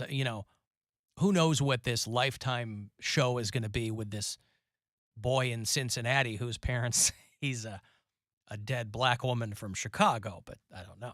Oh, I got a break. I got those Night Ranger tickets for you. They're going to do that show down the street here at Playhouse Square in a couple of weeks. And then another chance for you to grab $1,000 at 5:30 to go fund yourself. If you want to get out to L.A., I got a shot for you right now for our 2023 Alter Ego Festival. Listen up and good luck. Now, your chance at a trip to our 2023 iHeartRadio Alter Ego. Text the nationwide keyword ALT to the number 200-200. You'll get a confirmation text and info. Standard data and message rates apply in this nationwide contest. That's ALT to 200-200. From the Universal Windows Direct Weather Center, WMMS Weather. Overnight, partly cloudy, a low of 35. On Friday, sunny with a high in the low 60s. Sunny again Saturday, high in the upper 60s. This report is sponsored by Audible. This fall, find everything you love listening to on Audible. From memoirs and true crime to celebrities and sci-fi. Audible is the home of storytelling, audiobooks, podcasts, and originals. Sign up for a free 30-day trial at audible.com. Violent people lurking freely in your neighborhood. It's not a horror film. It's a horrible court decision creating a revolving door for accused violent criminals. I'm Jason Pappas from the Ohio Fraternal Order of Police. The Ohio Supreme Court recently ruled that the safety of our family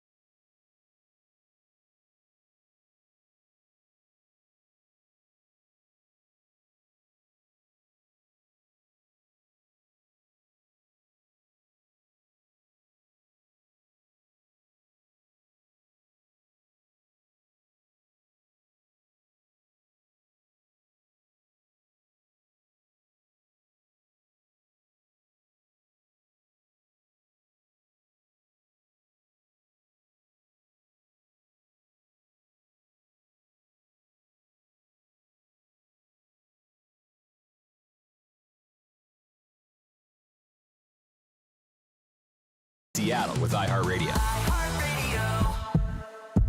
It's time to give some stuff away. Now it's time to give some stuff away. All right, I want to go see Night Ranger. They are back for the second annual Danny Rapepi Memorial Concert. Benefits the Contemporary Youth Orchestra.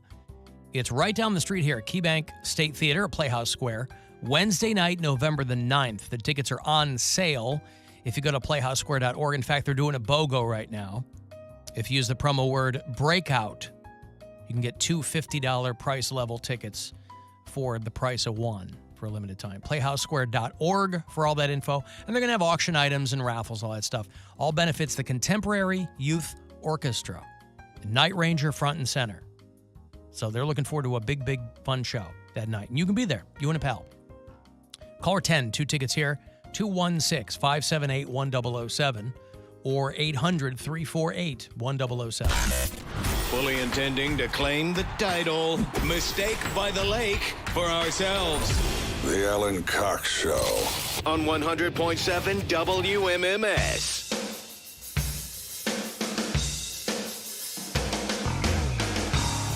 I'll have another $1,000 for you in about 4 minutes. I'm running a little bit late today, but I'll try to hit that right at 5:30. Another chance to grab $1,000 and go fund yourself. I saw Joe Satriani's at MGM Northfield Park tomorrow night. I don't know how I keep... As closely as we work with some of these shows, I don't know how so many of them slip through the cracks for me. Right? Love Joe Satriani. Although Cleveland.com calls him Joe Satriano, but I assume it's the same guy. Love Joe Satriani. 35th anniversary of Surfing with the Alien, and I don't know who's with him, but Joe Satriani tomorrow night out at MGM Northfield Park. That new album's called Elephants of Mars. Good album. I like that guy. Alan, how come you didn't talk about yesterday being New Friends Day? That's something we like to do here. Yesterday was New Friends Day. Will you be my new friend? This person said. I don't know who you are, sir or madam. If this person wanted to be your friend, they would know that you don't want any more friends. Well, it's strange because, you know, you joke about how either difficult it is to make friends as an adult or how unnecessary it is to make new friends as an adult. But I've made a couple of new friends over the past few years. I mean, I'm always making new friends, but it's one of those things where... Well, I have a million acquaintances, but I have very few friends. It happens, and it happens in a very organic way. You can't just say, like, hey, I'm requesting to be your friend. That doesn't seem right. Well, that's what this person is doing, and I don't even know who they are. Yesterday was National New Friends Day, Alan. Can I be your new friend? I don't know. I mean, what constitutes a friend, right? I mean, somebody you trust. Yeah, I think so. You like spending time with. I don't trust that many people. They're loyal. That's a wobbly leg on that stool, boy. Especially in this business. You can rely on them. See, I don't rely on people. Listen, I don't need to rely on my friends. friends. It's 100% on me that I don't make new friends, because, you know. But I don't need to rely on people. Like, I don't. But you can. I can, but I don't need to. But no, like, we never know until we do. I mean, I definitely have friends that I can rely on, but I just don't try to rely on them. I'm not. There's people that they rely on their friends all the time, and they're always asking their friends to do these things, and I don't think that's a great friendship. I think every once in a while you want to be able to rely on them, but for the most part, you know, just take care of yourself. Well, anyway. Whoever texted me, sir or madam, I don't know who you are, but I appreciate the offer. But I don't see that happening. I got to tell you, don't see you and I becoming new friends. Nothing personal, of course. No, it's personal. He told me before this segment started. He's like, "There's someone texting and saying they want to be friends with me, and I ain't gonna do it because I know who it is." And they suck. This is why you and I can't be friends, because I can't rely on you to keep my secrets about people texting me. I'd rather it's worth it. It's worth it. It is so. Not being your friend is one of the best things that's ever happened to me. It is so worth it. I want to keep it that way. Listen, I like our relationship the way it is. The way it is. If we start being friends and we got to hang out outside of here, no. That's No, one I of the don't best care things for that. about this job is that I love doing this part of it, but we don't have to text each other and keep on it. And, like the few times when we've had our little heart to hearts, which we've done twice, I think, maybe 3 times. Sure, but they've been nice, and that's plenty. And that's all we need. Yes. I don't need, Once every 5 years, you and I'll have like a heart-to-heart talk. Right. And that's fine. And that's good. Hell, when I get like a ha or LOL from Alan after I send something to the group chat, I take that as a win. I'm like, I got him to respond. Yeah. It must have made him laugh. Shut up, Poundcake. And then I go back to shutting up. Let me give you this money here. It's $1,000. It's your second to last chance. Oh, maybe not on this show to win, but I think Corey's got some for you later on. Anyway, listen closely. Good luck. You got plenty of these coming up, so I hope you win. The Buzzard wants you to go fund yourself and score $1,000. Enter the nationwide keyword GRAND at WMMS.com. That's GRAND. Enter it now at WMMS.com. And good luck from Buzzard Radio. Do you want Terry the Goat's NFL picks? I've been dying to get those. Okay. Football all the way. Football all the way. Yeah, I wouldn't say. Football all the way. Football all the way. Football all the way. Yeah, I wouldn't say. Football all the way.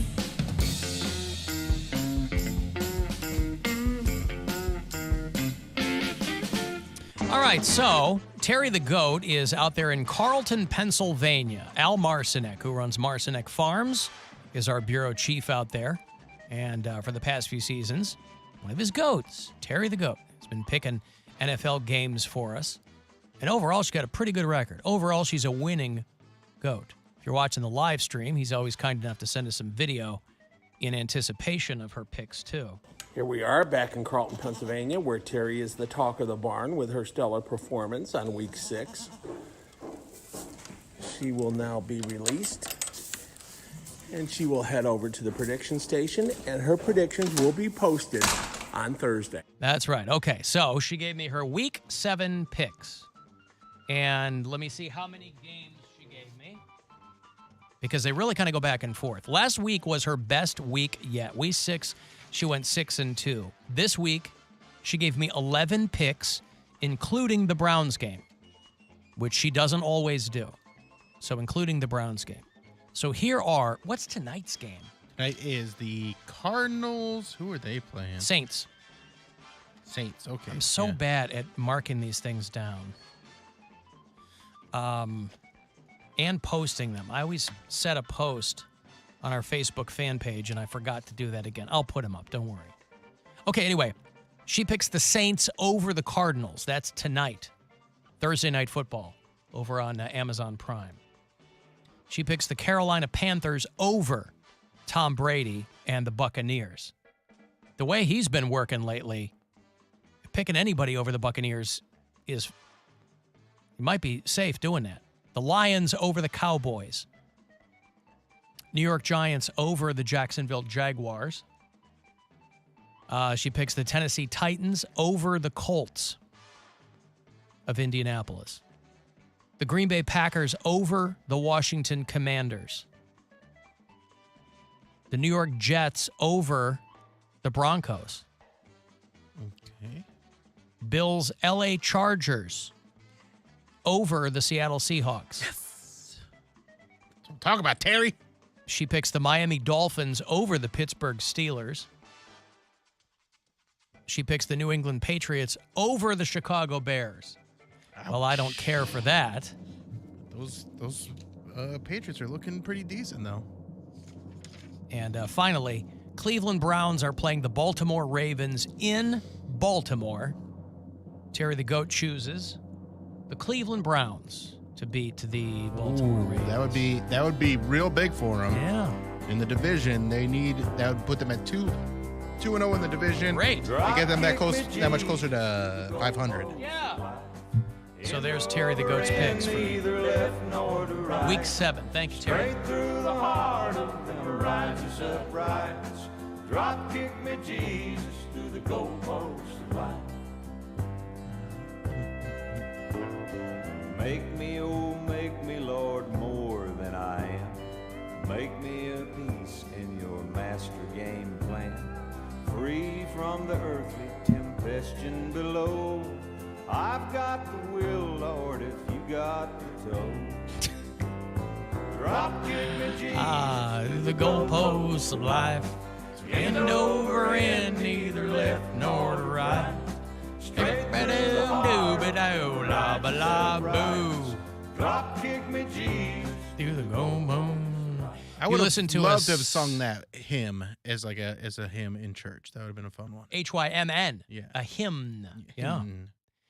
If you listen to us on iHeartRadio, you can always drop us messages there, a little talkback button for you. You know, talking about how bad sports radio is, how they're always just going over and over the same things again and again. Well, I tell you what, last week they ran out of things to talk about because for about 30 minutes they just went over Halloween costumes. But today, main guy over on AM, I guess Rizzo or something, ripped off you hitting the post on Huge Louie and the Newsies beat for beat. It was terrible. Well, it's not his forte. Well, also, it's, I don't know what they do over there. But again, that's not what he's used to hitting. Yeah! That's what it is, right? Yeah. Brand new one from Huey Lewis. You're going to see this in the movie Back to the Future. Huey Lewis signs the news, everybody. 100.7 WMMS The Buzzard! I hate that I screwed that up because it is Huey Lewis and the news. I was thinking it was a solo effort from him. Anyway, the best sports show. My point was simply that if you had to talk Cleveland sports all the time, year round, that would be tough, boy. But the best sports shows are the ones that aren't always talking about sports all the time. So nothing wrong with talking about Halloween costume. You got to talk about other, Yeah, that's fine. I don't have a problem with that.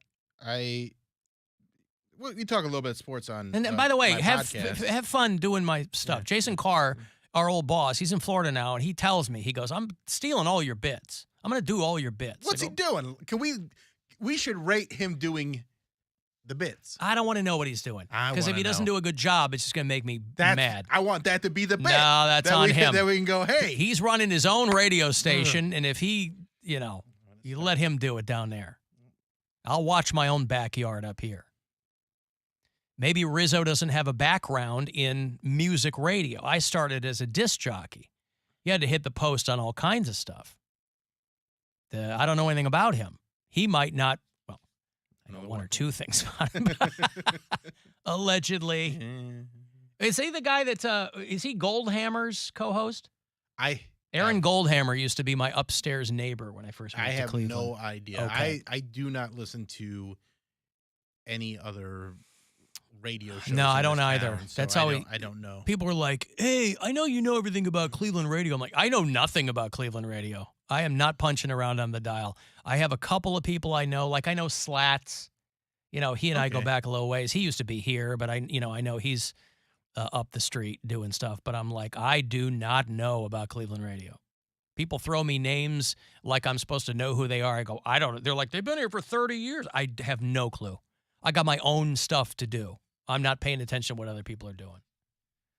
So I would never know anything like that unless somebody left me a message and told me. Well, that's one thing. And I don't care. That's great. I mean, whatever. Yeah. It's a free exchange of ideas. The only sports talk I really listen to is I'll check out some Rich Eisen clips on YouTube. I like Rich Eisen a lot.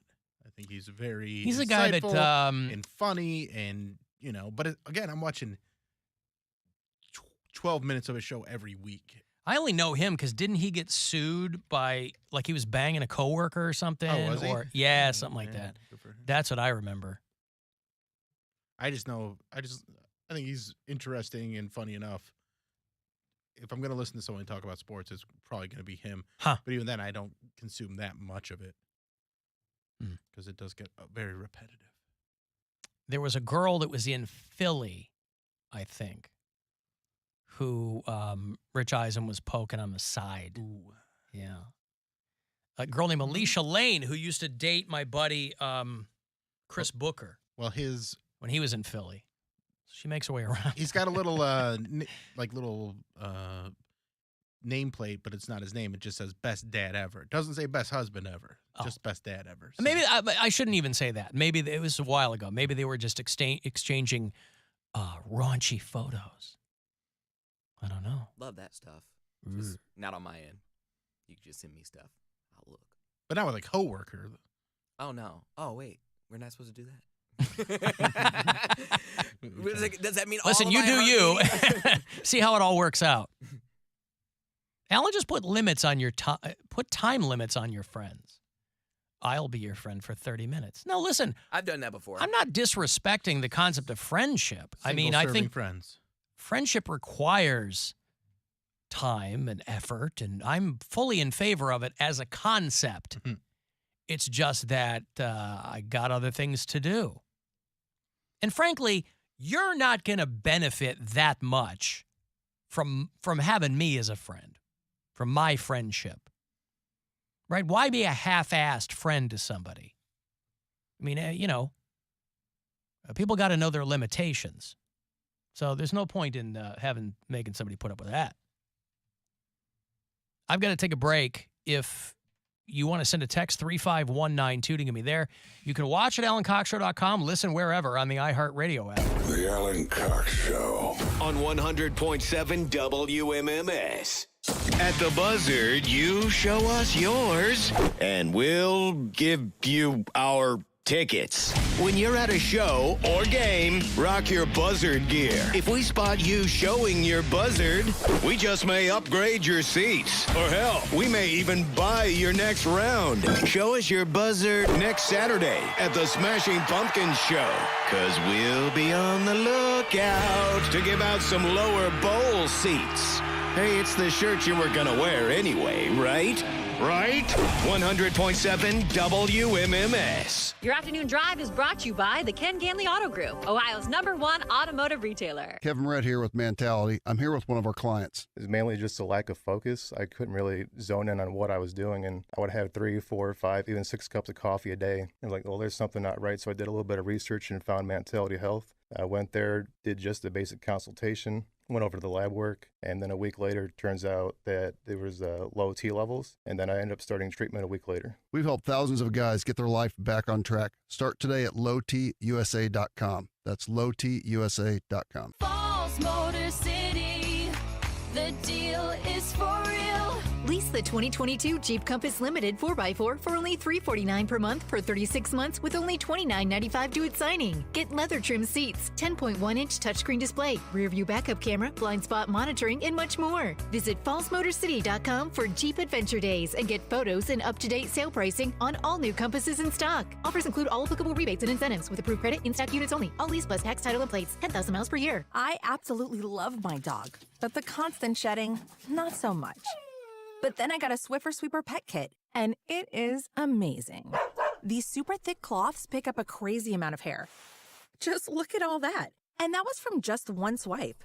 And the best part? Sweeper's so much easier to maneuver than a broom or a vacuum, easily getting around chairs and under the couch. You're right. Now I can focus on you, not your shedding. Swiffer Sweeper Pet Kit. Because shed happens. The legendary Haunted Schoolhouse and Laboratory is now open. 49 years of terror. Voted 2 of the best haunted attractions in America. Open Friday and Saturday nights. The Haunted Schoolhouse and Laboratory on Triplet Boulevard in Akron. For more info and tickets, check out hauntedschoolhouse.com. Listen up, Cleveland. Your KOB, Kia of Bedford, is taking 0 to the new hero on brand new Kias. Just your signature gets you behind the wheel and driving today. 0 Down delivers brand new Kias on the ground. That's right, in stock and ready for immediate delivery. 2023 Kia Telluride, Seltos, Sportage, K5, Sorrentos. 0 is the new hero. 0 Down delivers brand new Kias. Plus, KOB wants your trade. Get up to $5,000 over Kelley Blue Book regardless of condition. And as always, Kia of Bedford's credit team has financing options for every buyer. Zero is the new hero at KOB. Zero Down delivers brand new Kias. Your signature is all it takes. What are you waiting for? Keep your cash. Now is the time to save. Zero is the new hero only at your KOB. Kia of Bedford, located on the historic Bedford Auto Mile. Shop 24/7 at KiaofBedford.com. To well-qualified buyers subject to credit approval. Monthly payment and term will vary. See dealer for details. Offers expire 11/3/2022. At LASIK Plus, we've performed over 2 million LASIK procedures nationwide and have more 5-star reviews than anyone else. It's been about 5 months since I had LASIK, and every day I wake up and try to reach for my glasses, and I'm just really thrilled that I don't have to worry about that anymore. I'd rate my experience at LASIK Plus a 10 out of 10. The staff was amazing, and I'm glad that I didn't go anywhere else. LASIK Plus is the patient's choice for LASIK. Did you know that the entire procedure takes only a matter of minutes, and that most patients are back to normal activities the next day? So don't wait. Score a great deal at LASIK Plus today. Right now, LASIK Plus is offering $1,000 off their Wavelight laser when treated in October. That's $500 off per eye with guaranteed financing. So book your free consultation. Visit mylasicoffer.com. That's mylasicoffer.com. The patient's choice for LASIK. Must mention this promotion and be treated in October of 2022 to qualify. $1,000 off for both eyes on standard Wavelight price. $500 off for one eye. Cannot be combined with any other offers. Go to mylasicoffer.com for details. Circle K is giving away $50,000 to one lucky winner. So the question is, do you feel lucky? Get into a Circle K and enter the Pay Your Holiday Sweepstakes for a chance to win $50,000. Other prizes include $10,000, free gas for a year, and daily prizes of $100. It's easy to get in. Just stop by a Circle K store today and enter Circle K Pay Your Holiday Sweepstakes at participating Circle K stores only. See stores for details. CBS Fridays. I take full responsibility for my crime. CAL FIRE is hungry for inmates just like you. A new series. Gentlemen, you work hard, you'll reduce your sentence and go home to your friends and your family soon. Yes, sir. From the producers of Grey's Anatomy. By the end of the night, I'm gonna know what kind of a man you are. Let's go. It's not a drill. The fire is moving towards town. This is getting bad. This fire's getting closer. People are in danger, man. You gotta get out of here. I'm going up there. Fire Country. New Fridays, 9/8 Central on CBS. When you drive the brand ranked #1 in dependability by J.D. Power, you stop thinking about what you can't do and start doing what you never thought possible. Whether it's in the Kia Sportage with available all-wheel drive, the powerful K5 with available 290 horsepower, the Sporty Forte, or the dynamic and spacious Sorento. Lease a new 2023 Forte LXS for $219 a month for 24 months with 3017 due at signing for qualified lessees. Kia, movement that inspires.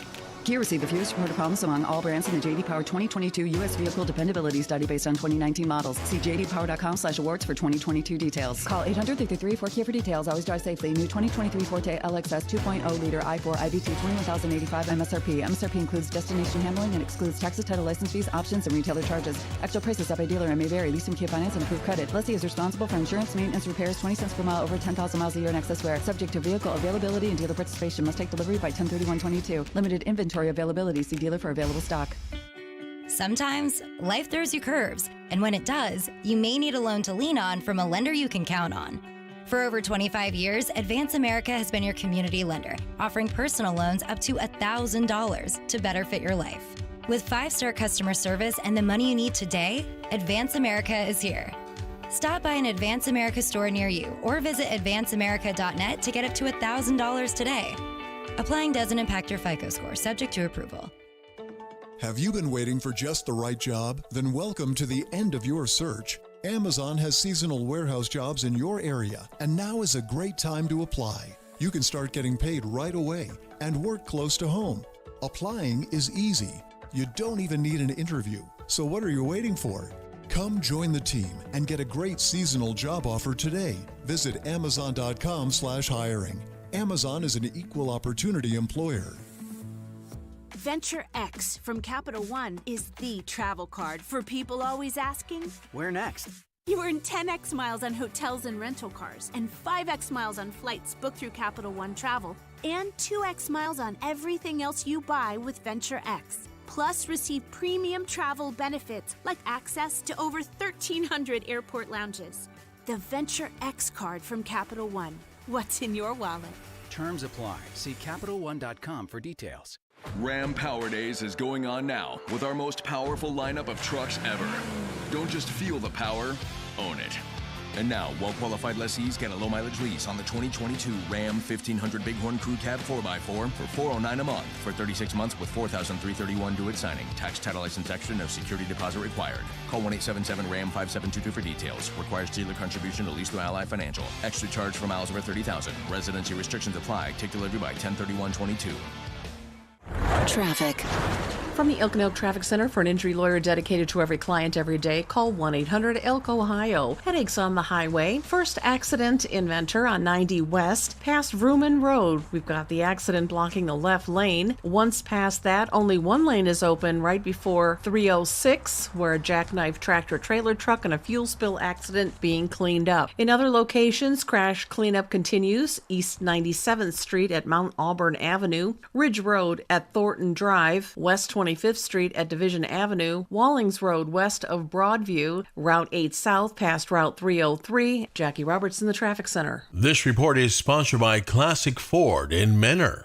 Classic Ford in Menor has 2022 F-150 and Explorer models on the lot. And get $1,000 off any in-stock Ford F-150 and Explorers until the end of the month. Shop Classic Ford on Tyler Boulevard in Menor or online at classicfordmenor.com. The Buzzard. The home of the Buzzard. Buzzard.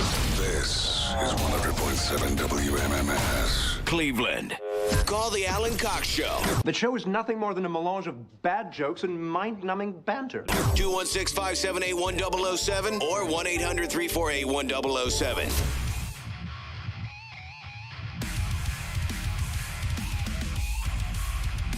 $35192. Want to send a text? AlanCoxShow.com. I don't know if I appreciate Niles coming at us like that. Listen on the iHeartRadio app if you like. Cavaliers are off tonight, and they are off. They lost by 3 points. No biggie. Last night in Toronto. They are off tonight and tomorrow night. Saturday, they will be in Chicago to play the Bulls at 8 o'clock here on MMS. And then the very next night they come home. The home opener, Cavs Wizards, 7 o'clock tip-off on Sunday here on MMS. Cleveland Monsters are out there playing, by the way. Don't sleep on them. Monsters are playing tomorrow night.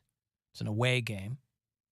But you can hear it on our 1350 The Gambler. That's where you hear Monsters hockey. They're second in the division.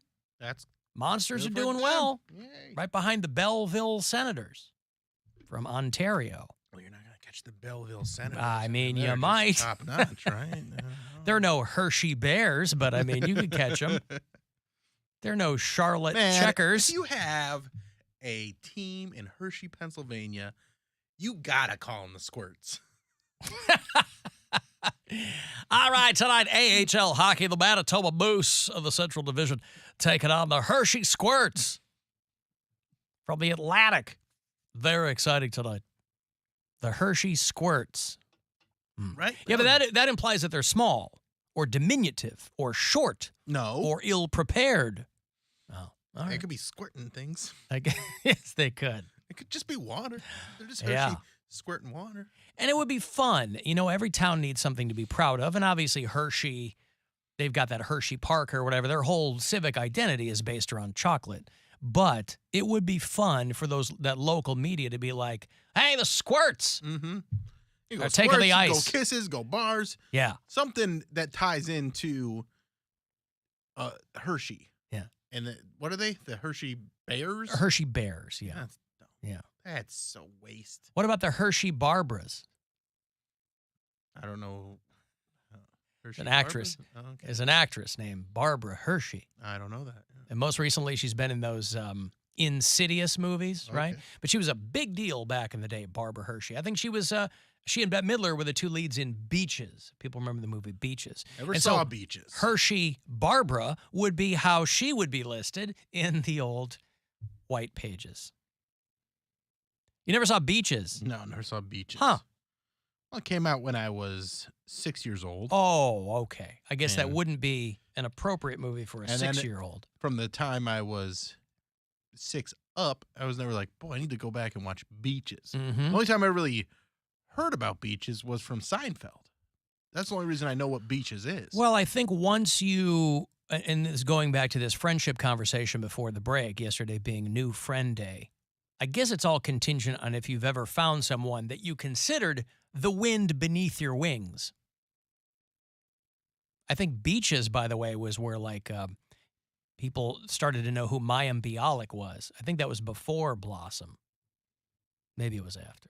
I think it was right around that time. That time, because I think Blossom started in '90. I want to say. Okay. 90, yeah. Barbara Hershey was in a great early '80s movie called The Entity. For some reason, it's very frowned upon now. But there was a lot of 70s and early 80s horror movies where the premise of the movie was being raped by an alien or a spirit. A lot of those movies. There was a movie when I was a kid called Humanoids from the Deep. And it was a super cheesy B-movie type, but I think it made some money at the time. And it was literally about these things that would come out of the ocean, drag women to the beach, and rape them. So rape in horror movies was like a big thing in the 70s. And you know how they talk about how horror films reflect what's going on in society at the time.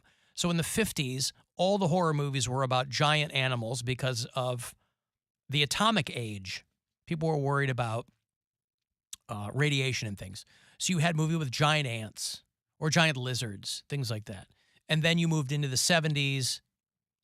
There was a lot of devil stuff because that was kind of a response to like the hippie movement, Summer of Love and that whole thing, and the squares cracking down. So you had Amityville Horror and The Exorcist and all these. But there was a patch of time there where all the horror movies were about women getting raped.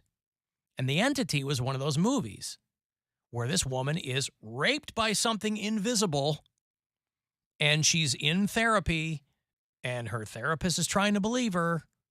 He's like, you're doing this to yourself. She's like, no, I'm being molested sexually by an unseen entity. Hence the title of the movie. So there's a lot, if you go back and ever see those movies, there's a lot of uncomfortable horror movies along those lines because it's about women being raped by something they can't see. And I don't know what that was in response to socially, and I'm sure that there are some people my age who remember Humanoids from the Deep. And the cover or the poster of the movie was always like a girl in a bikini, half naked, on a beach, and then like eyes over her. Or... Yeah, I can think of that. That is definitely like a trope when it comes to movie posters. In Europe and Japan, Humanoids from the Deep was just called Monster. And here's the tagline on Humanoids from the Deep. They're not human, but they hunt human women, not for killing, for mating. That was the premise of the movie. Hey, there are aliens coming, and they're going to impregnate you. And, I don't know. Don't know what that was about. I remember there was a movie when I was a kid called Xtro. Xtro. It's probably on YouTube. Terrible movie.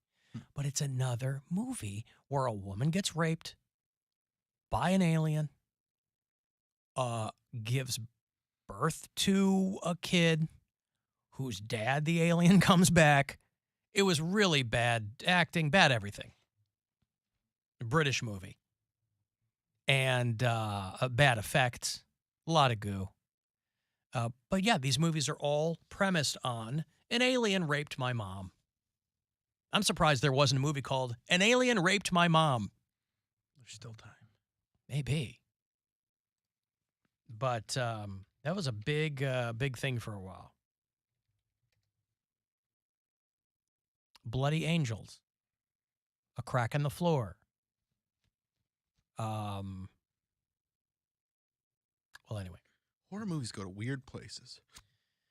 Well, because they think of the most vile things, and they're like, if we can't, make you jump, we'll make you like have nightmares and. Yeah, they just want to make you uncomfortable. Well, that's why I like this movie Terrifier. The sequel is out now, Terrifier 2. And it's just 80, you might have read the stories. The best press this movie could have possibly gotten is that people are passing out and vomiting and because it's just 85 minutes, although this thing might be a couple hours long.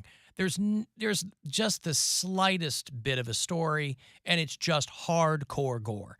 And I think the reason that a movie like that is so popular right now is because those kinds of movies kind of fell out of favor for a while. If it had come out when like Hostel and all those the torture porn movies were a big deal, 15 years ago, nobody would have really paid that much attention to it. But those kinds of movies haven't been around for a minute. I mean, it all kind of goes in phases, though, right? Yes. Yeah, I think so. Just bringing that back. And also, there'll be that one person that was probably inspired by those movies because they probably were a teenager when those movies came out. And they're like, well, now I want to make my version of that. Yeah, sure. And so you get that. But the first Terrifier movie, for people who have seen that, it's one of those movies they made for no money and really just blew up because there's like probably going to be a modern classic scene of this woman that he cuts in half with a hacksaw, right? It's just nonstop blood and gore and whatever. And so when they were like, we're going to make a sequel, they ended up with a bit more money, and then now they're like, people are passing out, which is great press for your movie. It's like when The Exorcist came out in 1973. People were like crying and passing out walking out of that movie. They'd never seen anything like it. And some people take pride in that. And it builds great buzz because then people are like, well, I want to see if I'm one of the people that's going to pass out or throw up. Yeah, at that point, it's just like a dare. Yeah. It's like but it see what you can withstand. Tickets, though. It puts butts in seats. You want to talk about great press for your restaurant? I don't know if you guys saw this live tweet that this girl did about the Thai restaurant in Oakland where the waiters were all dressed like Power Rangers. Oh, no. Did you read this? No. I didn't hear about And then a woman comes in screaming and a guy's chasing her and the Power Rangers try to kick this guy's ass. So this random woman is like live tweeting she's having dinner at a Thai restaurant in Oakland and the waiters are all dressed like Power Rangers.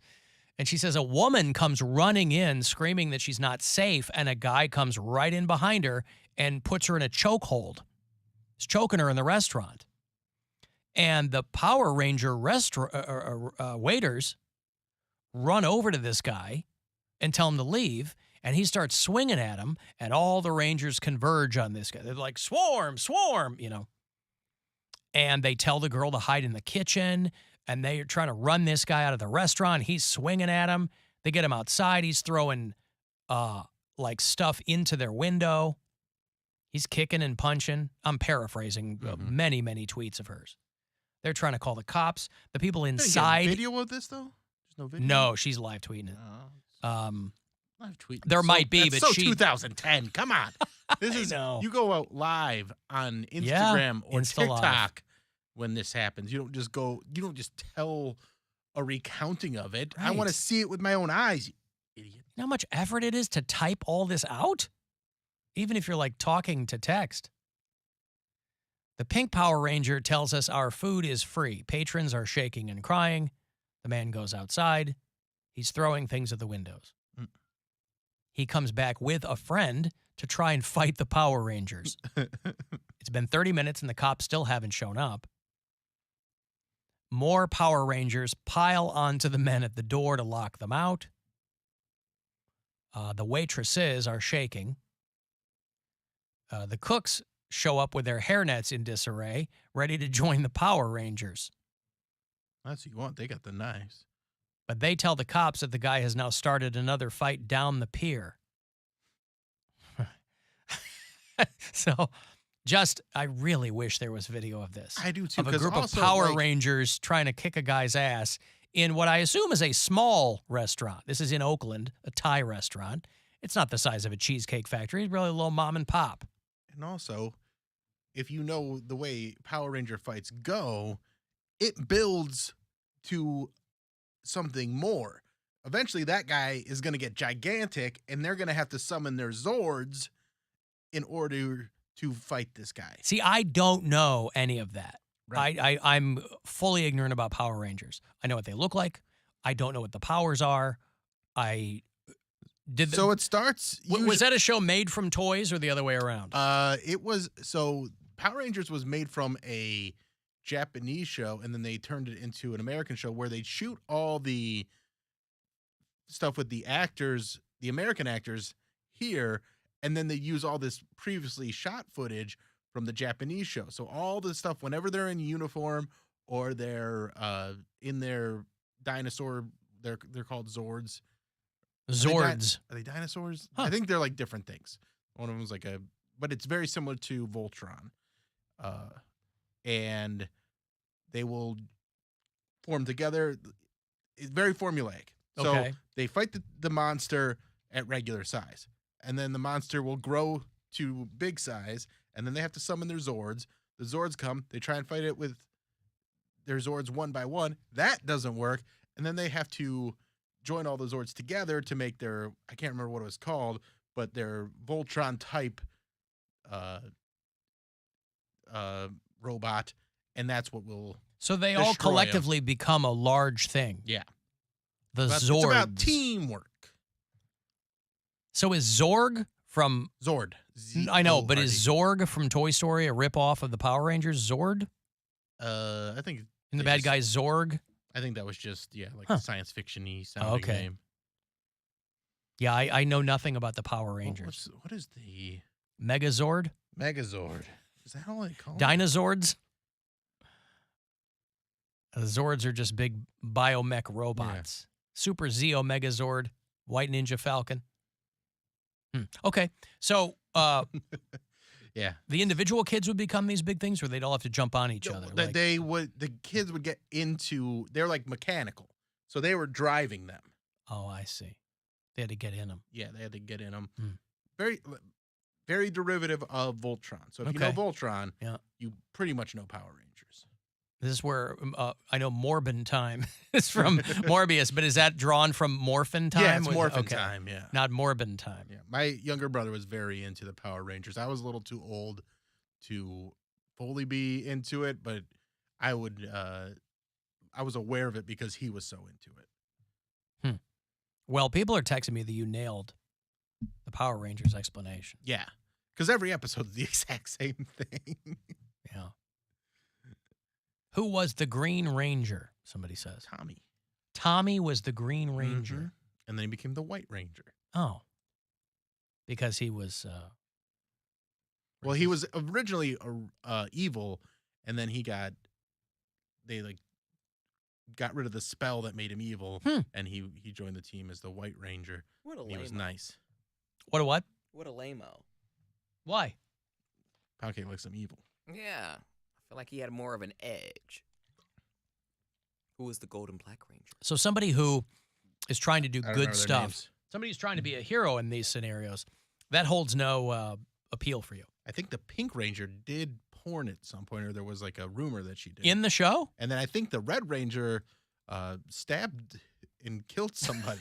In the show? With a sword. No, not in the show. Like not with a Zord? Yeah. He stabbed him with a Zord. Nowadays, it's very sexist just because the Pink Ranger would have to be like non-binary, or like they were like, why does the Pink Ranger have to be a girl? But it wouldn't have to be. I mean, whatever back character. In the day, I know. I'm just saying, like, that's why I never understand why people get so bent out of shape if there's a show that represents different kinds of people. Because even if you know one, they don't have to be the majority of the population. Even if you know one person who fits that category, there's a character in a show. Okay, so they're like, I guess the Pink Ranger would have to be a trans man. Yeah, maybe. Who cares? I'm just saying they would make it so, because back in the day. No, but you're right. They would do that. But it makes sense because they are morphin. So they would. That's right. Morph from what color would I be? Huh? What color would I be? You'd be brown. Brown Ranger. The helpful Brown Ranger. Helpful Brown Ranger. Right. That's an ugly color, though. Actor Medina. You'd be running around looking like a poop. Actor Ricardo Medina Jr., best known for his role as Red Ranger in the Power Rangers Wild Force television series, because they did all these different versions of it to sell more toys. Pled guilty to the murder of Joshua Sutter in 2015. Wow. So he wasn't Ricardo the original Medina guy, but he was The Red Wild Ranger. And he killed a dude. Boy, it just goes to show you. Doesn't matter. You're on a show. You might not be crazy famous. Well, but, this is long after that show had ended. But he used a sword, so at least he was still, He was in prison for over 3 years. 3 years? He got 3 years for killing a guy? Voluntary manslaughter of his roommate. Wow. Huh. Oh, because it wasn't premeditated. Is that what it is? I don't know. That's one of those, like, heat of passion crimes. Right. People who can't control their emotions. Oh, I just snapped. Oh, did you? You snapped? Yes. Also, people are ringing up the Yellow Ranger being Asian and the Black Ranger being black was That's what I'm talking not about. the greatest thing. Yeah. They would have to make it woke. They have to make everything woke. But it's not woke. It is woke. That's the opposite of woke. Yeah. I'm saying they would have to make it woke now. Like It's not woke. It's respectful. Well, this conflation of everything that makes sense to people is now woke. You gotta have this. You just told me my outfit would be brown. Yes, that's your name, not Your your last color. name's Brown. Your last name's Brown. Sure it is. Nice. You call yourself Helpful Brown. I can. Yeah, but I'm not talking about your skin. I'm talking about your name. Okay. Now, I just wanted to get that clear. Just want that understood. This guy. The Northeast Ohio Sewer District had a little clap back at a guy. Where was it? And Poundcake Bill's not woke. Yeah, I'm not woke at all. At all. So they had some tweet about looking for diversity, equity, and inclusion specialist, and some dude, Jeff, goes, "Don't forget woke specialist." And Northeast Ohio Regional Sewer District, who's a great follow on Twitter, says, "Honestly and respectfully, Jeff, if you are a paying customer, we will gladly accept your sewage for treatment, but don't leave this crap here." Right. People that are against woke, like, you don't want any diversity. You don't want any fairness. Like, what do you want? What are you looking for? If you're anti woke, tell me what you want. Sleep. There was a video. That's what I want. I've been telling y'all about this entire time. I don't want to exercise. I don't want to diet. I want sleep. I don't want woke. Oh, I see what it is. Yeah. It's clever. No, I retweeted some video that was going around last week about a kid in class who was filming their teacher screaming at this girl, screaming in her face, middle-aged teacher or whatever. And I was like, yeah, let's arm teachers. Great idea. Everybody thinks teachers are like, and I got all these messages. I was a teacher, and sometimes you snap. I go, you don't get to snap. That's one of those jobs you don't get to snap. Like, yeah, I bet being a teacher sucks in a lot of ways, but you don't get to snap. Sorry, that's just what it is. The excuses that people will make for that kind of stuff, it's bananas. They're like, whoa, what did the girl do? It doesn't matter what she did. He's screaming in her face. Well, and that's the thing is there's a lot of people that are very transactional in the way that they react to things. Where it's like, well, if you're treating me this way, then I get to treat you that way. And you don't. And you don't. Not if that's your job. If you're two people walking around and you, who knows, right? You're just a couple of, cabbages walking around, you bump into each other. If you're a teacher or a cop or whatever, you don't get to snap. But even you voluntarily went into that line of work. You didn't get drafted. You weren't conscripted into being a teacher. I have a friend that he's very aware of his anger issues, and he's really working on them, and he's trying to... Is he a teacher? No, he's not a teacher. He's a comedian. And he is trying to be less confrontational with people because it's gotten him into quite a bit of trouble. And so now he's... And there's no upside to it. Right. But it's so hard for him. And he'll tell me about these scenarios, and I'll be like, yeah, I can see why you're upset, but to go to the level of rage that you go to is, it's counterproductive. You're trying to control people, and you can't control people. Because you're not somebody like that. They don't build up to it. No. They go right to it. Yes. Well, they are right at that precipice all the time to just go into rage. And again, some of the things that he's told me that have upset him, I get why he's upset. Yeah, sure. But you also have to get to a place of acceptance and go, okay, but what can I do with like acting out or being violent isn't an appropriate response to that. Yeah. Burp. I got to take a break. If you want to get the last word in, 35192. Corey Roddick, Experience after 6:30. No sports tonight in Cleveland. And we'll be back. The Alan Cox Show. On our free iHeartRadio app and your favorite smart device. Just tell it to play the Alan